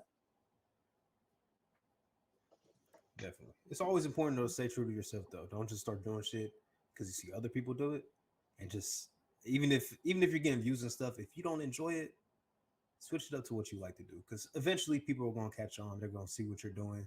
You're being you, and they're gonna like you for that. Facts. That is true. Can only make so good of content or so good of whatever you're doing if you don't enjoy it. It has a certain expiry date by the time you're just gonna burn out. Yes. Yeah, I think that's what most people realize is like, I feel like a lot of people end up enjoying getting the views. And so they do get enjoyment from making the video, but not because of making the video. It's just because of the side effects of it. Yeah. And so then once the views get a little bit consistent, or the views are in like kind of a downtrend, you're in a downtime, and it's like, man, yeah, I really don't enjoy this as much as I thought I did. And I feel like that's where you kind of see people make content switches. Yeah, definitely. When you get a 10 out of 10 on YouTube and you realize you're not enjoying your making your content, that might be the biggest realization point. Yeah, you get Anyone that's making content. that For post sure. 10 out of 10 clarity, if you will. Yeah, no, definitely. It's a very good point. It's a very good point.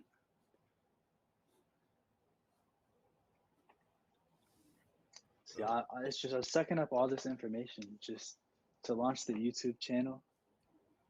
Yeah, you should be ready, man. You should be well prepared. Not Definitely. yes. Definitely. You're a lot more prepared than I was, that's for sure.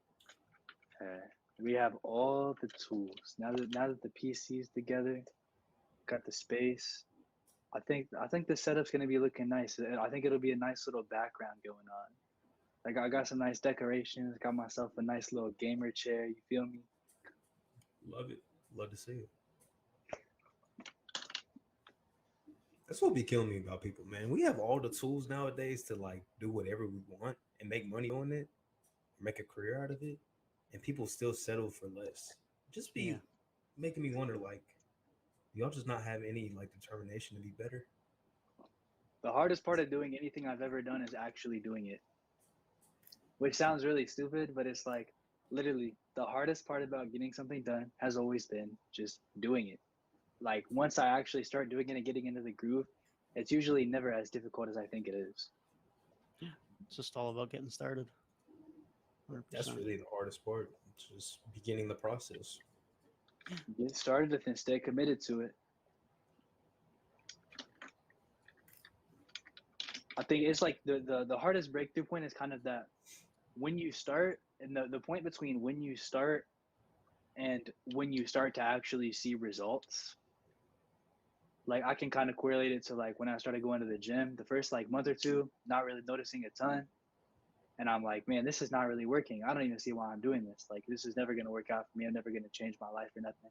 But then you see that first like 15, 20 pounds go away and it's like, oh, now we're here.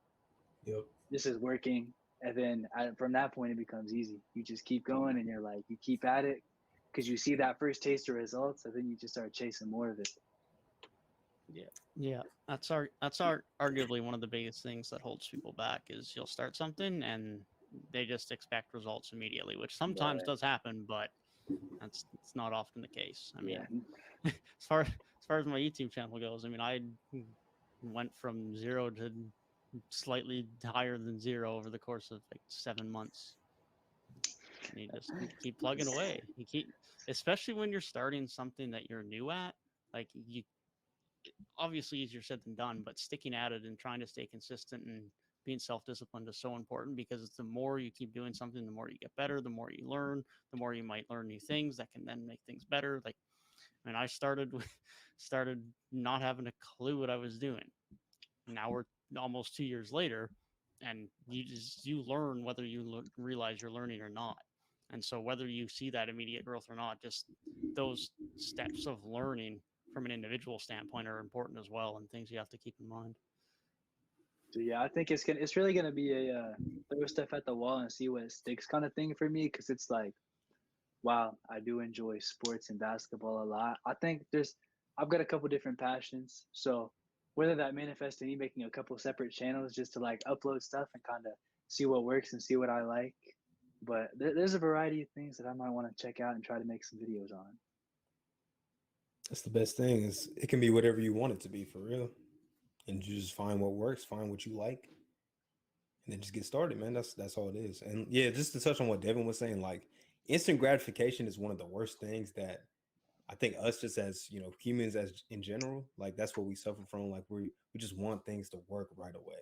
Like you probably want that first video to hit 1 million views, and then all of a sudden you got 100K subscribers. You're jumping out the gym. That's just not how it works. Like it's life is really a slow grind. Like it takes a lot of time to get to where you want to get. Just got to keep plucking away, keep taking them small steps, and just celebrate those steps, man. Because one step forward is a success. That's a good thing. You just don't want to take too many steps back, but always take a step forward and feel good about yourself when you take those steps forward. Yeah, I need that Motown Noah type of breakthrough. We're just off the rip, literally off the rip. You have Yeah, like like 50 to 50K 100K. jump. Yeah.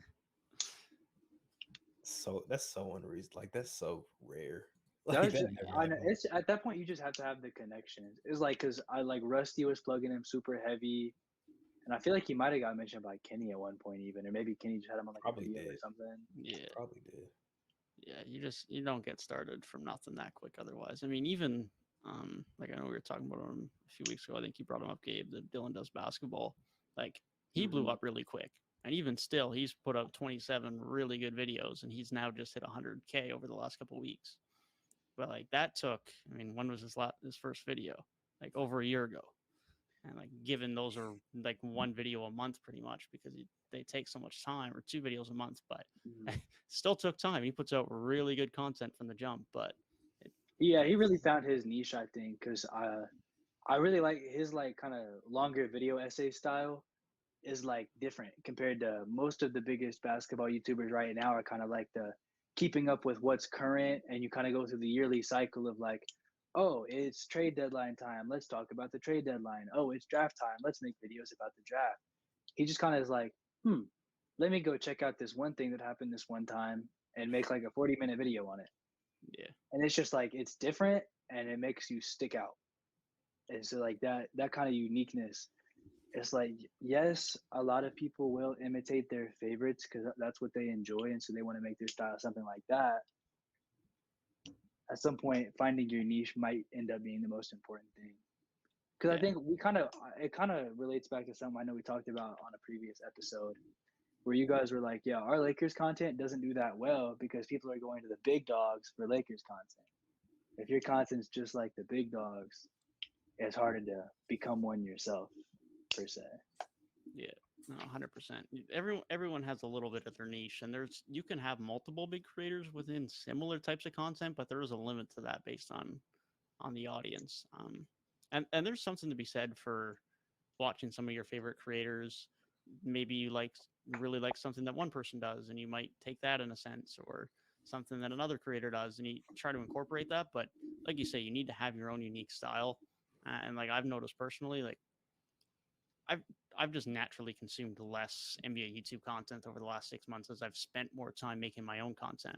And I feel like within those last 6 months, now that I actually already had a base at that point in time for what I kind of wanted my content to be, I've found myself being a lot more creative because I don't have other thoughts in mind from other creators. I'm just like, okay, I want to incorporate this. How do I want to incorporate it? How do I want to present this in my video? So at that point in time, it's not a bad idea to take things from here and there in different places to get a base of what you want to do. But at some point in time, there is some level of creativity that needs to come into play of presenting things, whether it's in storytelling or in editing or in scripting or however you do it, that makes your channel you, that makes someone want to say, I want to read this article or watch this video or whatever media content it is that makes someone want to come back and consume your content as opposed to just someone else that already exists that is already established. Yeah, that's well said, man. Because comparison is a thief of joy, and if you get to looking at what other people are doing, you might you might not be able to be yourself because you're like, oh, well, they do this way. They do this a certain way, and it's successful for them. It might not be successful for you. So that's a very good point, Devin. Like you just gotta incorporate yourself, a lot more, and just think about how you want to present things, and not so much how other people present their things. And even if they are super successful, you want to be the best version of yourself and not somebody else. Because if you're trying to be somebody else, you're just not going to be as successful as they are. You know, it's just that simple. Yeah, you end up enjoying making the content is a lot less as well, at least as far as I've experienced. Like once I've gotten to a point now where I can be more creative and explain myself in different ways and do editing in different ways, like just makes things more enjoyable because every video you can approach with a bit more of a different lens as opposed to it being a bit more repetitive. Just makes it that much more enjoyable. I agree. Part of that has just come along with being able to have the skill to edit better so I can add more things, but that's part of it too. It takes time, man. But I mean, once you figured out what works for you, your channel like completely took off. Sometimes it takes a year, sometimes it might take 6 months. It just depends. Yeah. There's no set time frame from it, but there's a lot of people that just continue to plug away and eventually make it. Now there's some that don't, but it's a lot of people that plug away and get there. And if you don't, well then it's not to say that if you want to step away and you're happy with it, that's one thing. But there's also people that step away and then will look back a year later and might think otherwise. Exactly. Yeah, I think almost everybody tries content creation. It's just if you quit or not, that really decides your fate at the end of the day. Yeah. It's like the Twitch streamers that'll stream for 2 times and have no viewers and it'll be like, yeah, okay, I'm done streaming. Yeah, okay. I mean, at the end of the day, growth is exponential. So yeah, the first 1,000 is always the hardest, and once you get past the first 1,000, the growth comes more naturally. Facts. It's all about establishing yourself and looking legit. And then once you look legit, people go to you. It's really like the same as starting any small business. It's just kind of the internet version, I guess, sort of content creation, where it's like your business is entertainment. Yeah. They're all under like the same umbrella for real. Yeah, they definitely are, especially now that a way of having your credibility significantly enhanced now in today's world for small businesses is via social media. So Yes. it's all under the same umbrella. It's just that we don't have a store side front to promote it and have people in. It's just all via the social media medium, which just makes it that bit more important. Yeah, like you have to have a social media presence nowadays to be like successful, whether it's a business or just building up your personal brand, or even like depending on what job you have, you probably have to have a social media, some type of influence. Yeah. Like you have to be present on social media in some type of fashion. Like, which is just crazy because like 10 years ago it was not like that. Like I was trying to explain to my dad like, you know, what this internship I'm applying for is all about, and it was like trying to explain like rocket science to like a 6-year-old. Like it's so crazy, man. Then I was trying to give him some sympathy because I'm like, well, social media is still kind of new at the same time. Like it really just started blowing up within the last decade, which is crazy to think about. Oh yeah, I feel like really it blew up with like Facebook. I know there was like MySpace and stuff before, but like I think Facebook really got stuff taken off. Yeah, it Twitter got definitely big. changed things. Yeah, I mean, even like from my age to now, even a younger generation. Like I have a younger sister who's 7 years younger than me, and it's like just talking to her of my experiences going up through elementary to now, like even just from a perspective of having phones. Like most of us didn't have phones until high school. Most people had phones in my sister's grade by like grade 4. Like it's just so different even from that perspective. So. I'm in the middle. I think I got a phone in 7th grade. I did too. I got a phone kind of early. I'm not gonna lie. I feel like 7th grade was pretty average. I think my generation, our kind of age range was a lot of people kind of got the like gateway of like an iPod Touch around like probably like 5th grade ish. Yeah. So it was like, okay, you can play all your little stupid like app games and stuff, but then you don't have that like freedom to be making calls and things and all that. I don't know about y'all. When I was in elementary, my form of an iPod, I had a DS. That was my entertainment. Oh, Yeah. absolutely. Playing New Super Love Mario DS. Bros. And Bro, Scribble I had Knots and on there. Yeah. That was my Definitely. entertainment, man. Like, I miss those days. Like, I probably put so many hours in on that DS. Bro, I mean, Facts. I'm almost 20 and I still play Pokemon. So I've played 2 Pokemon games this year. Bro, this is the only reason why I want to get a Switch. I heard they remastered Diamond and Pearl. They did, yeah. Like that's the only reason why I kind of thought about getting a Switch. It's just to get those games. Dude, 'Cause there's so much fun stuff that on game this is like list. such a big part of my childhood, bro. Like I played that game so many times. While being like a family friendly console, I really feel like anybody of any age can get a Switch and have fun with it because there's something that everybody will enjoy. Yeah, Yeah. The definitely. variety of content is just like crazy on there. Especially because a lot of it's just like nostalgia bait. You'll be like, "Oh, I remember playing Mario or Pokemon or Zelda or whatever when I was like 12. Let me get the new one." And then Exactly. most of the games on there are really quality. So then you play the new one and you're like, "Dude, this is really good." And then you just get hooked again. Yeah. Exactly. Like I saw they got Pokemon. I'm like, bro, Mhm. what? They remastered it? Nah, that's crazy. I've always been big on specifically Nintendo in general. Like, I mean, I play all consoles, Yeah. obviously PC, PlayStation, but Nintendo's always been like kind of. If I had to choose one, that's the one I'm sticking with forever. We'll just say that. We always had a Wii in the house, like Yes. at all times. We Yeah. always had a Wii. Yeah. GameCube was my first console that I had. Yeah, me too. I think I had a Game Boy too. Like I had almost everything Nintendo, bro. Those were the days. I'm not gonna lie. Those were some good times. Those were definitely good times. They just knew the market, bro. They just knew the market. The ease of access, I think, is like the main thing. Like, what's easier to get into, like swinging your Wii remote to hit a tennis ball, or Actually like playing tennis. learning like all these things to like play like Call of Duty or something. Like if you're like 8 and get into a Call of Duty lobby, like you're probably doing really Yeah. bad at getting called slurs. Yeah. You can't. Yeah. So I Very think true. that really helped the Wii and stuff catch on with a lot of people. Yeah. Yeah, the Wii was dope. I'm not gonna lie. Wii Sports is like Wii Sports might be like a top 10 game ever. I'm not gonna lie. Oh yeah. In terms of like iconicism and impact and everything like that, and then just like shared experience, shared memories. Because at the end of it, that's really the human experience is all about shared experiences and like just like stuff like that. And this everybody knows Wii Sports, bro. You can bond with almost anybody over like, dude, you remember playing bowling on the Wii? Like Yes. Yeah, pretty much everyone will relate to that. everybody. And you can play with the family. Like that's how I really Yes. remember is playing it with my Mhm. parents, my sisters. Yeah, exactly.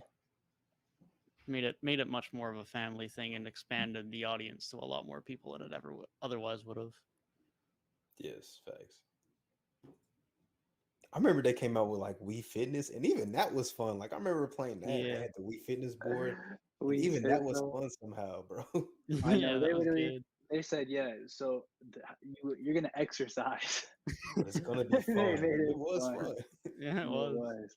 That's what I mean. They just have a way to just like make anything entertaining. Facts. And I don't know why. It just seemed like games were more fun on the Wii. Like Mario Kart was better on the Wii for some reason. Um, I think we had Super Smash Brothers on the Wii. Like that was more fun. Yeah, it's just like because I think Nintendo does party games the best, like by Mhm. far. It's like when you think of the best games on like a PlayStation or PC or something, it's usually more like hardcore, like your FPSs, maybe a little bit more like in-depth fighting games and stuff. Action adventure, like big, you got to put a ton of hours into. You can just like hop on a Nintendo game for like 5 hours, not even, and have like a great time with some friends or family or whoever. Like I said, that ease of access, just anybody can get in and just have a good time, talk their trash because you don't have to play that much to get good at it. So like Yeah, my sister could hop on Mario Kart with me right now, who's barely played video games for the past 10 years at this point, and like probably be competitive. Yeah, I don't know about that. I think I'll wipe all my siblings in All Mario right. Kart. That's probably in Mario Kart. Yeah, that's probably true. it'd be But better than it would be in any other game. We'll put it Yeah, that yeah, way. yeah. for sure, for sure. Or Put if it you that say way. if you said like Mario Party or something, then that at the end of the day, that's all RNG. I forgot about Mario Party. That was a good game. Yes. That was a good game. All luck. That one ended friendships. For sure. Most definitely. I was wondering, when was the first time y'all were allowed to play like mature video games, like GTA or Call of Duty? 'Cause I think mine was like when I was like around like 12 or 13, like I was actually allowed to. I don't Yeah. think I never really played any of those games that young. I just I only touched sports games on the Xbox for the longest time. Like I don't think I touched any game like that until Fortnite, to be honest. Okay. I just was never interested. Okay. So So for me, I just started playing them. I didn't ask. I didn't care to ask. I was like, oh, let me just download this. so I would say so. Like, obviously, I was a Nintendo kid growing up, but then when I was around probably uh, 11, I think 11, yeah, either 10 or 11, I had got into wrestling, right? And That so doesn't count. That doesn't count. no. Listen, this leads into it, right? Okay. Okay. So I wanted the new wrestling video game that was coming out. It was like WWE like 2K like 14 or something, which is actually looking back at it, people say it's one of the best ones. So I chose a good time to get in. Okay. But then I was like, well, I want to get this game, but it wasn't coming out on Nintendo consoles. So I saved up money myself to buy an Xbox 360. And through buying myself that Xbox 360 when I was like 11 or 12, then I bought that. And then the second ever game I bought was COD Ghost. And that was it from there. So then I was playing Call of Duty a little bit. So I'd say probably around 12. But then when I was around 13 or 14, I wanted GTA 5 for Christmas. And the rule was just that I could not go to the strip club and I could play GTA 5. That was the only rule. And to honestly, to be fair, I really was not hitting the strip club that much. Like there was like a couple of story missions that you had. There was a couple of story missions that you had to go in there, and I'm like, bro, I just need to get to this as fast as possible in case somebody comes upstairs. Like, I'm not in here by choice. I have to be in here to plan the heist out. Like, come on, please, let's just get through it. Bro, hold up. I'm tripping because you said the first WWE game you got was 2K14. That's the first one I owned because I only had Nintendo consoles, but I was playing SmackDown versus Raw on other people's consoles. Don't get that I was about to twisted. say because I probably got out of WWE games like after like 2K12 because I just like kind of fell out of love with WWE. Yeah. But like SPR, like 2007, 2008, 2008 is the GOAT. 2008 is the GOAT. all-time classics. Such a good game, man. Oh yeah, John Cena, Batista, Edge, Randy Orton, Shawn Michaels, Rey Mysterio, classics. There's this TikTok page. Dude be doing like deep dives in like WWE rivalries. Bro, I was on there like last week. I was on there for like an hour. I just looked at this content, bro. It's pure nostalgia. Cause that like mid 2000s era, there's so many stars, bro. So many people that are just like iconic.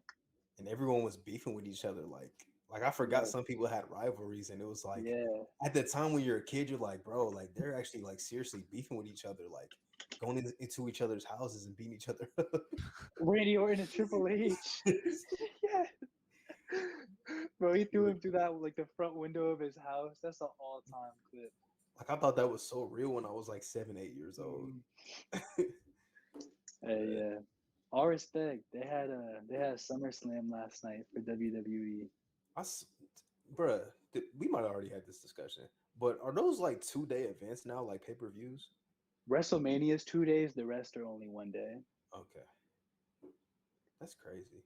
When we was a kid, everything was in one night, and it was on Sunday nights. And WrestleMania was like 5 hours long. We had school the next morning. Yeah, right. So yeah, WrestleMania started being like 8 hours long. So they were like, we can't do this anymore. So they were like, yeah, we're not doing an 8-hour show anymore. So then they just split it up over 2 days. And then I think because of UFC's popularity, they started tapping into doing some on Saturday nights because they know on average, because their pay-per-views go into like midnight, what are people more likely to watch to the end? Something until midnight on a Saturday night or on a Sunday night. Because on Saturday night, you usually don't have work the next day. So I think they tapped into that to try and like get the views up a little bit more. So interesting. I saw Vince McMahon step down like a couple weeks ago. Yeah, he's under investigation right now for paying like 4 different women hush money after having affairs with them. Oh man, So he's kind of GG. fucking Vince, bro. And it's so funny because it's really like not out of character for him at all. Like his Not on-screen at all. character would do exactly that. Yes, So at one the end of hundred the percent. day, was it really a character? I don't think so. Probably not. Probably not. Isn't Honestly, Triple one of H the the new Mhm. CEO or something? Yeah, and he's done like some stuff with like creative before, not to this high of a level, but in like kind of the stuff he has done, most people have responded to it pretty well. So there is like a lot of excitement going forward with it because obviously, I mean, part of it is that we're just older, but like obviously it doesn't hit the same as it used to. Doesn't feel like as big of a deal. Not as many like big like crossover stars. Like the biggest guy in there right now is probably like Brock Lesnar. Everybody knows who Brock Lesnar is, but he's like part time. I saw that. I'm like, bro, this Yeah. man's still in WWE and he's Yes. still wrestling. Like what? Yeah. Yeah. Exactly. He's like part time, so it's like I'm hoping under a new regime, it can maybe start to hit like another golden period, When which we was will like see. when was your I don't know if you were in the WWE, Devin. I don't know if you were. Yeah, not really. No. Okay. Well, Gabe, I got this question for you. When was like your Yeah. favorite time period? Because mine was like it was between like 2009 to like 2011. You remember the summer of CM Punk when he was that guy? That was one of my favorite Yes. times, bro. Because like Money I in the don't know Bank. why. Money in the Bank 2011 is all time pay per view. Yes, that's Mine is probably like 2004 to like 2008 ish, because okay. like I'm a really big Edge guy, and I like Randy Orton a lot. And Edge just be like doing the most It despicable stuff. He was screwing over John Cena. He was screwing over the Undertaker. I everybody. think Nobody messed with Edge. I'm gonna just be honest. Nobody really messed with him. exactly. And he was so good at just being the bad guy that it's like, bro, it's pure entertainment. That was when John Cena first got big. Still like Rey Mysterio hitting the scene big time. Randy Orton was getting big. There was still a lot of stars. Like Shawn Michaels and Triple H were still basically in their primes. Undertaker and Batista were doing crazy things. I like Batista a lot too. But that like 2004 to 2008, just so much ridiculous stuff was going on. That was a good time. That was definitely a good time. Yeah, I miss being a WWE fan. Those were like childhood memories, bro. Like I didn't really get into basketball till I was like 9 or 10 years old. Before that, it was Mhm. WWE, Pokemon, and just video games in general. Like that's all I did. Yeah, I know. Mine was like Nintendo games, and then it became like WWE, and then it became like Call of Duty, GTA, and all that stuff, and then it became like basketball and sports. And now it's kind of a mesh of all of them at the same time. So how did y'all become basketball fans? I always kind of liked basketball, but I never really got into it until I started playing in school, which would have Mhm. been like grade 6. I don't think it started for us until then. Damn. So like 11, 12 years old? Yeah. Yeah. Uh, Nothing really started until then, other than like your gym classes, but we didn't have Mhm. anything actually team playing wise until grade 6. But once I started playing in grade 6, then yeah, I definitely got hooked then. I kind of got in late, I think, because so obviously I'm from Cincinnati area, and there is no professional basketball team. So very much, I'd say I'm in a baseball family more than anything. Like a lot of like baseball players, softball players, stuff like that. But then obviously, kind of football was still a little relevant because the Bengals were in town, but they weren't very great, obviously, until like literally now.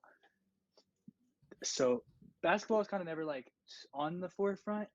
But then after the Cavs won the title in 2016, that summer, it really had nothing to do with the Cavs winning. It was more 2K16 became free on PS Plus.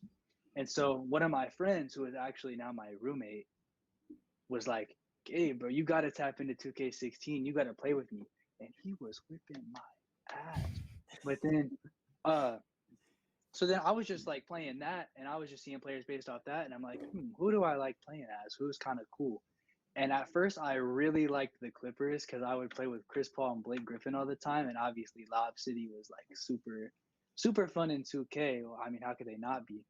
But then I took off playing as DeMar and Kyle Lowry, and I was like, did I really mess up playing as DeMar? So then I was on YouTube and I saw some Kyle Lowry and DeMar DeRozan interviews, and just their chemistry and like brotherhood that they had was so entertaining. Just because they were just so funny in interviews. Plus, I like their highlights and their game style because I mean, DeMar's footwork is just so pretty and all that. It's like, so I guess the mid-range game just kind of caught my eye from the very beginning, which is why I like DeMar so much. But then just watching like clips of them in interviews and in game got me into the Raptors, and then from there it was just over. Damn, 2K16, that's what got you into basketball? Great time to get in. Best 2K ever, by the way, in my opinion. Great time to get in. Best 2K ever. Damn.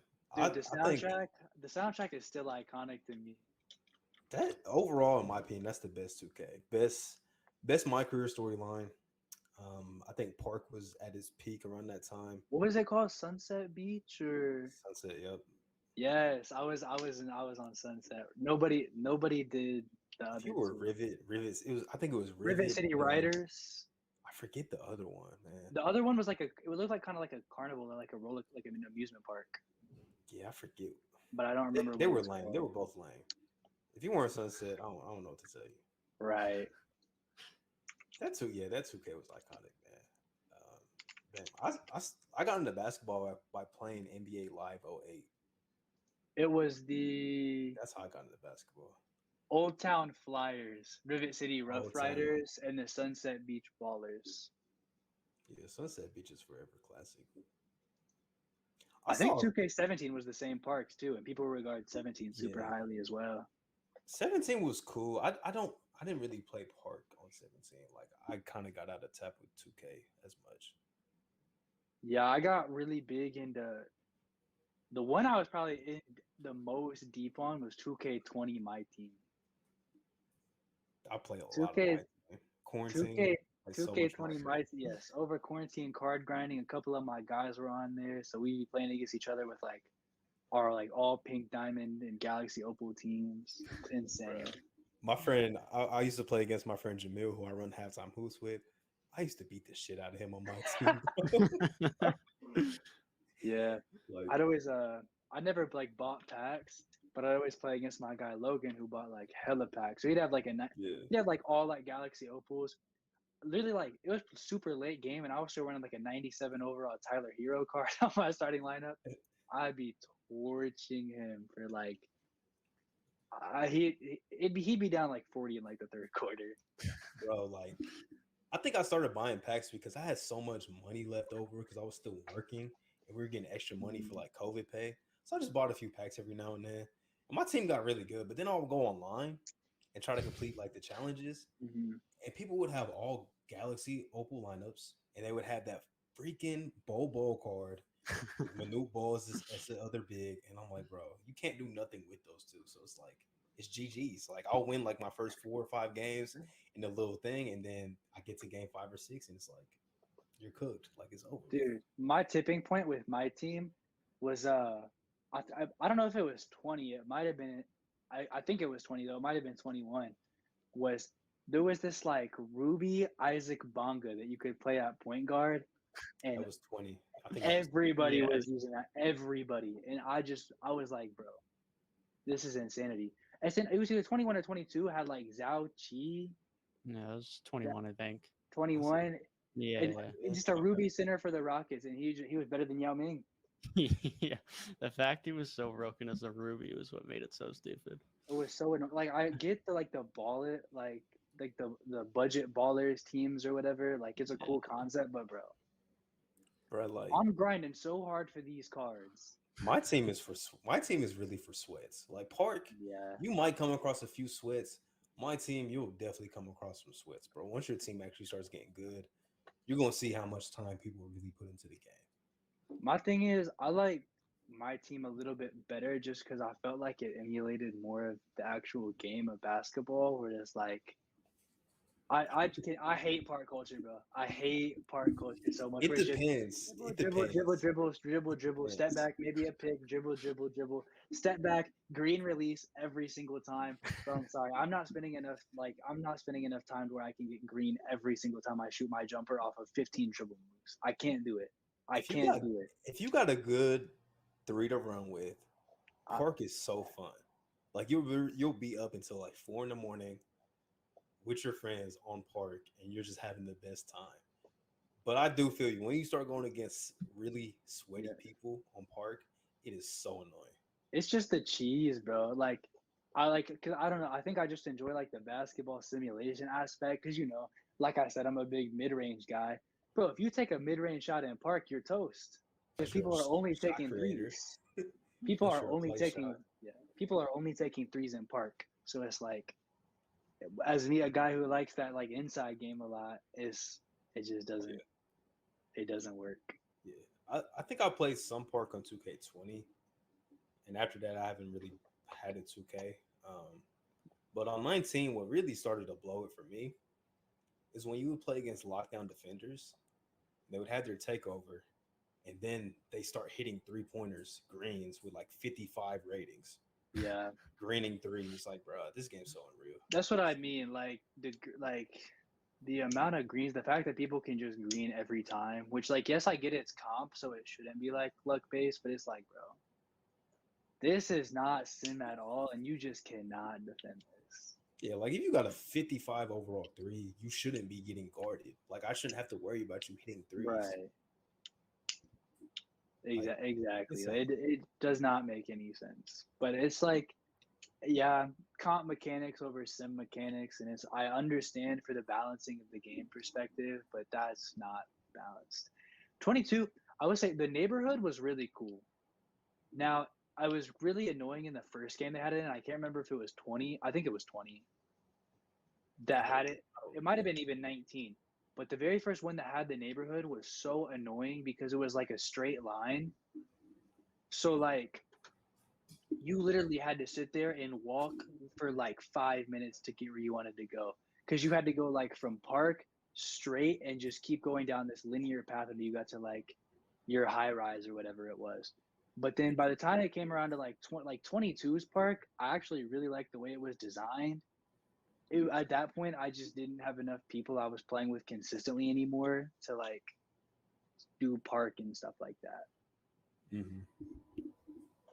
Yeah, you realize that once we get older, man, it's just like at least I don't be on the game at all anymore.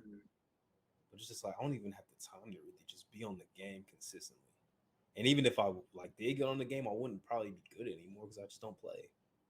Yeah, That takes the fun. Yeah. Kind of takes the fun out of it. So yeah, I feel that. I'm only really on there now when I'm catching up with my friends back Right. from home, but that's about it.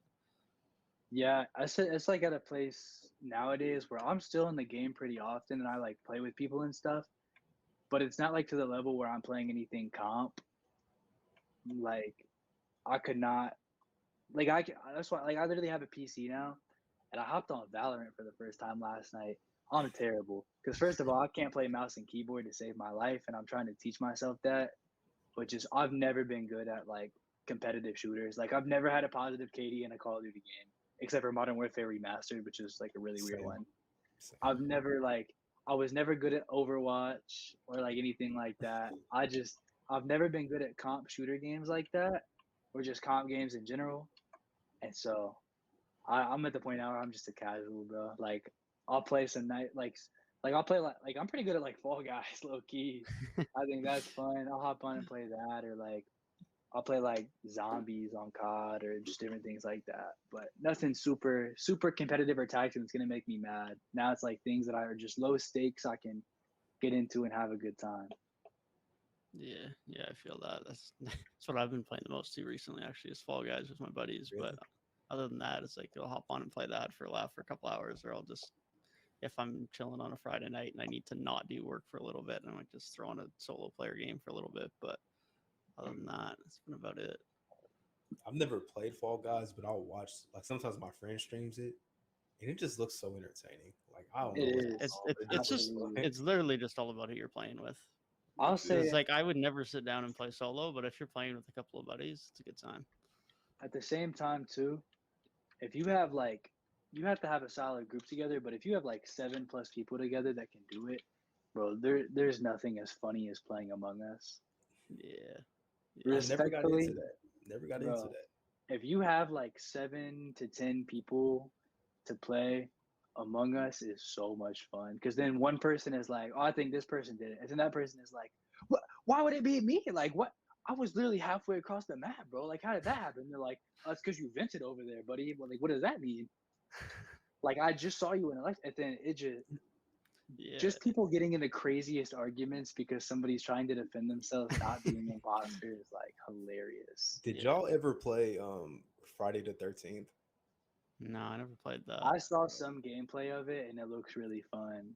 Bro, yeah, it's kind of like Among Us. Like if you have a group of friends, it's such a fun game. Very fun game. I don't know if people still play it, but that was more like 2019-ish, but it was fun. Yeah, we played like a Michael Myers type game on GTA where it was like everybody had to run from this, like everybody had to like hide in this building and like hide from this one person who like had a weapon, and then once they got down to like the last person surviving, then they like would get like a shotgun, and then they could fight it out to like try and win. What? That sounds fun. I know. That sounds fun. Those are like the GTA custom games back in like 2016, 17 was so much fun. That's like an era of my life that like flew by. It's like I remember I played so much GTA, but I don't remember when in my life that was. I just know it happened. I think it was like 8th grade, freshman year ish. Mm-hmm. It just like doesn't stick in my mind as a vivid time period. Dang, 8th grade feels like so long ago. I'm getting old, bro. Facts. For me, yeah, that was 6-7 years ago for me at this point. Man, Like, that's all of high school and however many years of university. That's way too far gone. Man, like I'll be looking at my younger siblings, like they're all like the twins, they're about to be 18 in a couple months. My little sister is about to be 10.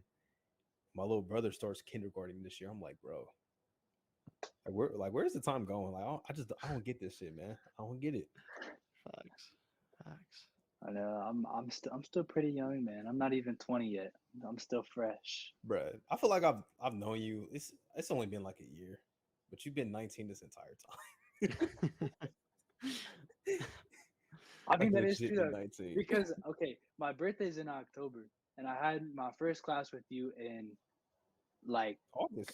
yeah, in August. So I was 18 when you met me, but I don't know if we were only probably talked for like a month at that point when I turned 19. Yeah, facts. Because we didn't start the podcast at school till like around late October, I think. Right, early when the November. basketball season started. Yeah, that's facts. Man's is really Jason Tatum out here, just 19 years old. I'm just forever 19. That's honestly insane though. That Jason Tatum was my age in the Western Conference Finals, bro. Really was. Or the Eastern Conference Finals, I mean, but still. Yeah, it's so weird to think that like we are older than players coming into the NBA.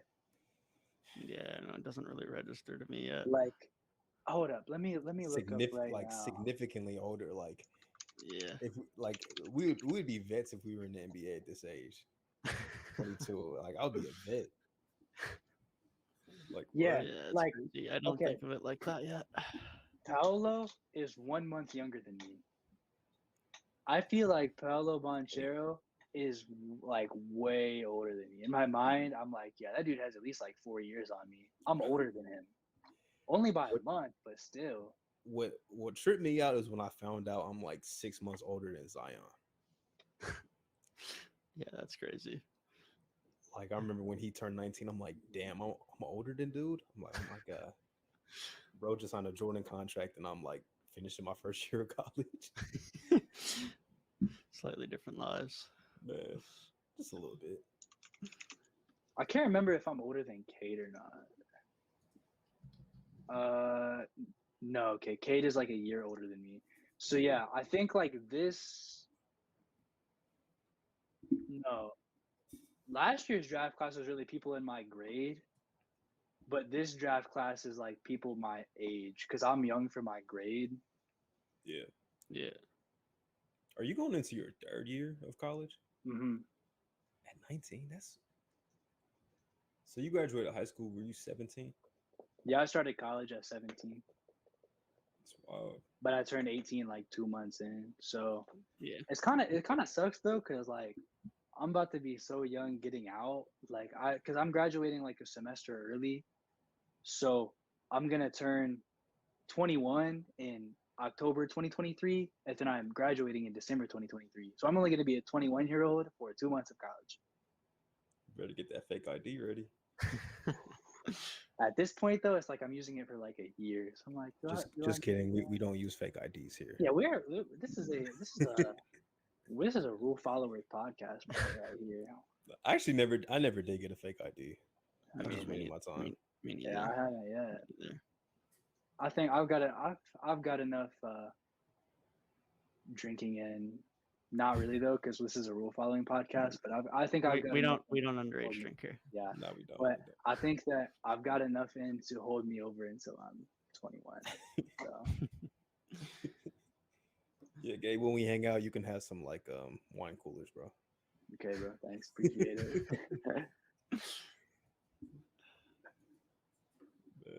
I'm actually ready for this semester to get started though. I'm excited. Yeah, I would say it's been summer forever, and I'm just like when it was about time for spring semester to end, because spring semester is such a drag. I'm sure you guys can both relate. Like Bro.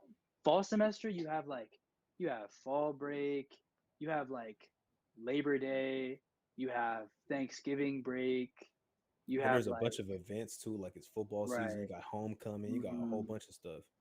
Yeah, there's like Indigenous Peoples Day gives you a day off. Yep. So there's like a bunch of just like little like days off where you have like a 4-day week, or you have like a half week here, half week there. You have like a week off in the middle, another week off right before finals and for Thanksgiving. And it's like all these things and all these times off. And then spring semester, Martin Luther King Jr. Day is week 2 of the semester. So the second week you get Monday off, and then you go 5 days every single week until spring break, like week 11. And that 2-month stretch literally took so much out of me that by the end of the semester, I'm just like, dude, I'm ready to go home. I was so drained, bro. Yeah, there's nothing more draining than that But yeah, back mid part of that spring semester. So yeah, I am very happy that I only have 1 spring semester left and 2 fall semesters left, because fall semesters are superior. So the fact that I'm missing 1 spring semester, I'm not mad about at all. And then you factor in like seasonal depression into that. It's like, oh my gosh, yes, dude. When it just feels terrible outside. Nah, like I hate sweating. By all means, unless I'm in the gym. If I'm in the gym where like everybody's working out around me and like everybody's just kind of sweating because that's the point, that's fine. I hate walking into class and just being sweaty from being like 90 degrees. But still, when it's like 30 degrees every day, terrible. I swear to God, there were so many times I would walk into practicum, I'll be sweating because I'm like, bro, it's low key getting hot outside. Yeah.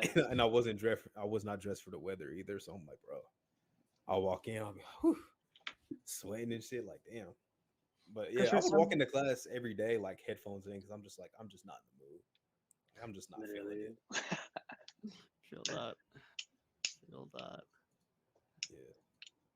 Fall semester is superior though. Like best time of the year for sure. Tyrik was walking into Rod Wave or J. Cole every day. Legit. Definitely a lot of Rod Wave for sure. Definitely a lot.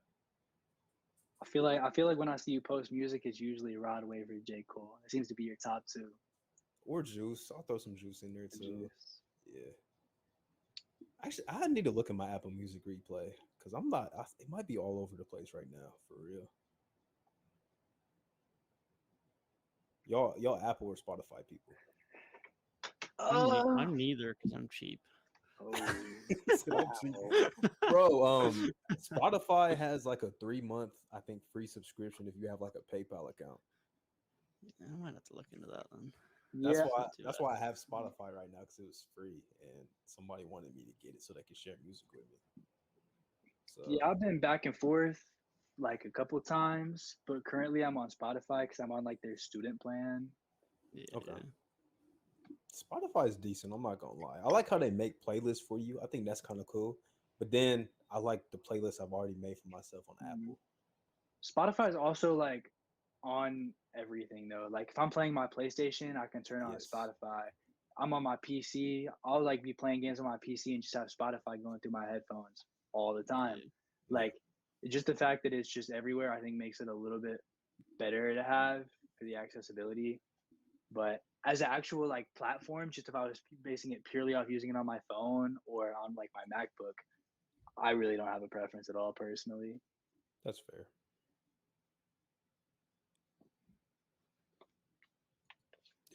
Did y'all watch Stranger Things? Have we No, talked about this? I've never got around to it. I think you brought it up like a month ago or so, Yeah. but I gotta need watch to. it. I Gotta need watch to. I need some shows to watch though, because I finished that and I don't really have anything else to watch. I've just been rewatching Fresh Prince of Bel-Air for like the last few Dang. weeks. I've been bad for that. I haven't been watching anything in a long time. Like I just finished the last episode of the latest season of Ozark like a week ago. Dang, I just haven't been on there. tap into that Netflix anime, bro. For as little as I watch Reading other anime. content now, it's like pretty much my whole YouTube feed now is just a bunch of educational content, and that's pretty much all I watch now. Like I'll have like an hour of educational content I might watch through a day as I eat or whatever, and that's about all I usually get through in a day. Okay. That's all my YouTube is now. Like I hardly watch any NBA content anymore now, to be honest. Like I'll watch a bit from time to time, but I'm just so overconsumed by it that like when I'm getting away from work, oftentimes the last thing I want to do is, let's go watch another thing NBA. And nothing against it. I love I love that I spend as much time as I do on it, but when I'm sitting down, I'm like, yeah, I'll care more to learn about something else than to watch another NBA video, which wouldn't have been the case 2 years ago, but it's kind of where it's at now. I went through that during the school year, like spring semester. I'm just like, I just was not watching anybody's videos. I wasn't even watching like Netflix or anything. I was just kind of like existing at that point. Yeah. Watching a lot more like NBA games. Like that's how my day was centered around. Like I'll just wait till the games came on. Yeah, I will go through That's what I'm looking phases. forward to again. I've definitely missed the last couple episodes of like Through the Wire, so because it's just like such a slow part of the off season that I'm like, there's nothing like interesting for them to talk about. And while I do enjoy their personalities, it's like, there's some more interesting things going on in some other passions of mine. So then it's like, let me be more tapped into that right now. Yeah, I feel that. Yeah, I feel that. I've been on a because I work my job during the week. I've been just listening to podcasts, mainly true crime. I love true crime podcasts. It's definitely my go-tos. No, those are always good.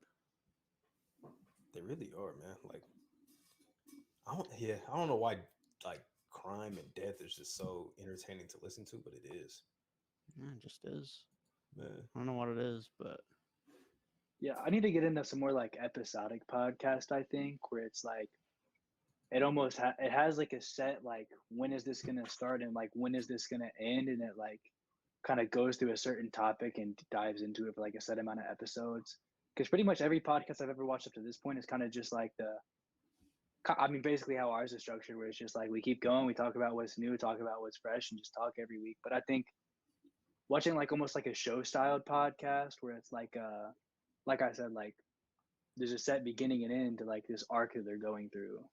I think that would be kind of interesting to get into. I think it just depends because there's definitely probably a lot out there. It just depends on what you're interested in for real. I mean, yeah, there's so many podcasts that there's something for everybody. 100%. For sure. I might start Ozark though, because I heard that was really good. I just never got around to starting it. But people just get shot in the face with shotguns, and it's just like, yeah, okay, let's woke. All right. Yeah, it's my kind of show. You're not wrong. Dude, I think the One first of my thing, favorites for sure. the first clip of that show I ever saw was some dude like taking everybody's cell phone and like throwing them in a wood chipper. How many seasons are there? 5, I think. 4 It's or 5. like 4 or 5. That is I go look perfect. now. That is perfect. Yeah, I feel like that's a good length. Whenever something has like 200 episodes, I'm like, oh gosh, this is a lot to get into. I don't know if I can do all that. But then if something's like nothing at all, I'm like, it's not really that substantial. Why would I even get into this? Like my older sister, she's been telling me for like 2 years to start Power. I'm like, I'm not watching that. There's like 1,000 episodes. I'm not watching that shit. Yeah, I had a couple people ask me to watch like One Piece or something. And, like my dad's into like Dragon Ball Z. I'm like, dude, I can't do it. I'll watch Dragon Ball, but it's like if you start from the beginning, you're gonna be watching this for the rest of your life. Because okay, That's a show with like a lot of filler though. Like I don't know. A ton of. I know like animated shows do like a lot of filler stuff. I don't know how like live action shows really are with that on the like larger picture, kind of like big scale. Yeah. But like there's so many shows where you can just skip so many episodes and literally lose nothing, get the whole plot. Bro, there's a show. I don't know if y'all seen Umbrella Academy. Have y'all? No, I've I haven't heard of watched it. it. Okay. I'm gonna just say season 3 is basically a whole filler season. Like nothing really happens. So if y'all ever watch it, just keep that in mind. A Nothing. filler season.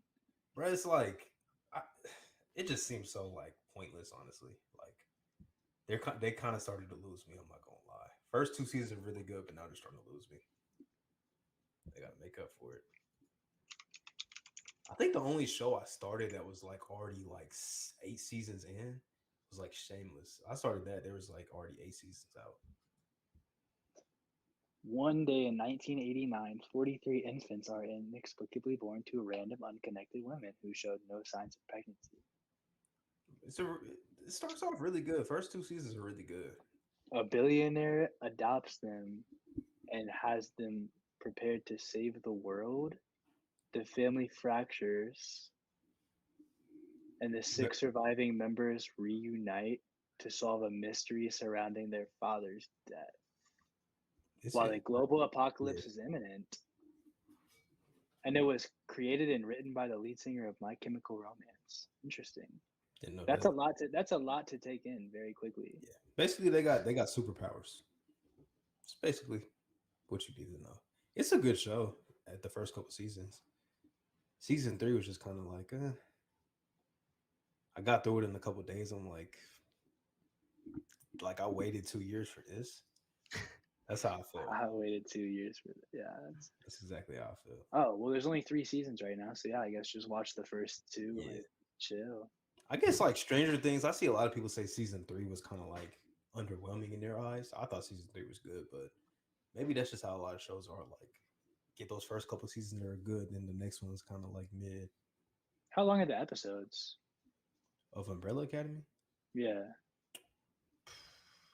I want to So say like 40 to 45 minutes, maybe 50.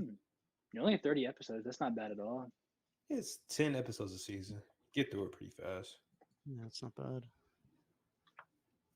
I know that's the kind of show I need. Like, I really can't get into something where I'm just gonna have to watch like a million hours of content. But like 30 episodes, that's cool. Can do that in a couple weeks if you're grinding it out. Yeah, facts. I don't know. It depends on the show. Sometimes I like when there's a lot of seasons to catch up on. If it's really good. I think for me to get into a show though, I have to have like somebody I'm watching it with. So that way when something happens I can like talk about it with them. Yeah, that's fair. Definitely.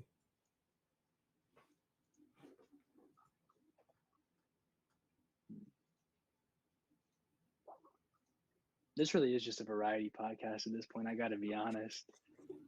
It's the off season. We had NBA talk for an hour. It's what as good as you're gonna get. Yeah, quite literally. It's like at this point, I feel like we're kind of trotting that line between like the Through the Wire where there's an after show and the Let's Keep It a Buck where it starts with basketball but very much is a variety podcast. We're like tiptoeing that line very closely because we just be having so much to talk about.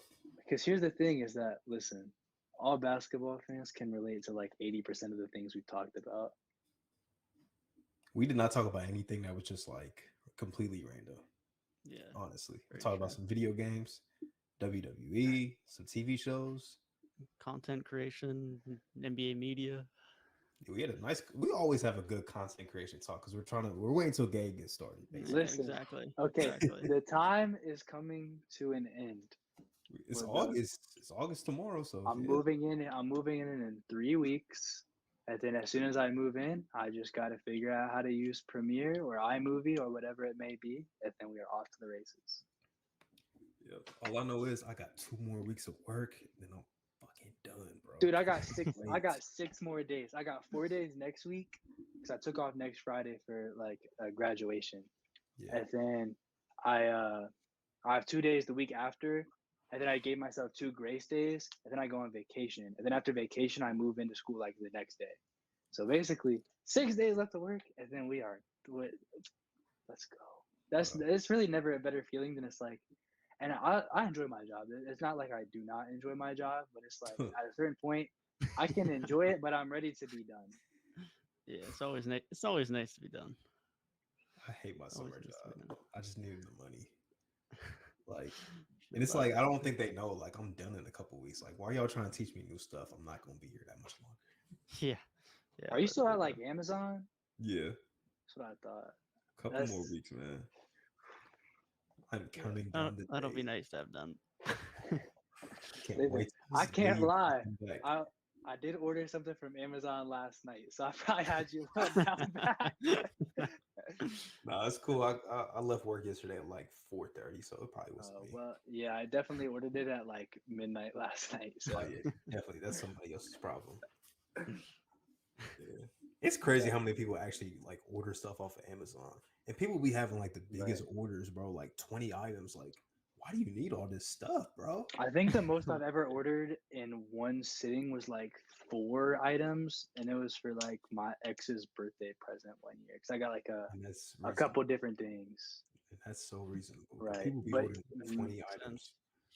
Usually it's one item. Like I literally got myself like a nice gaming chair yesterday because the chair that I'm sitting on now is like hard as a stone. Like I need something with some cushion on it, bro. I feel it. Especially when we're doing these like 2-hour episodes, I'm like, bro, I need a better chair. Yeah, No, a good chair is so important. Something I've always had, especially once lockdown happened. I was like, yeah, I'm sitting in my desk like 22 hours a day. Yeah. we need something better here. And now from desk between online school and YouTube, and it's just sitting in the chair all day. For real, man. If you guys did enjoy the content this week, be sure to leave a like and subscribe to the channel for another episode next week on our breakout player predictions for the 2022-23 season. Hope you see you guys in the next one. Have a good week. Peace. Peace.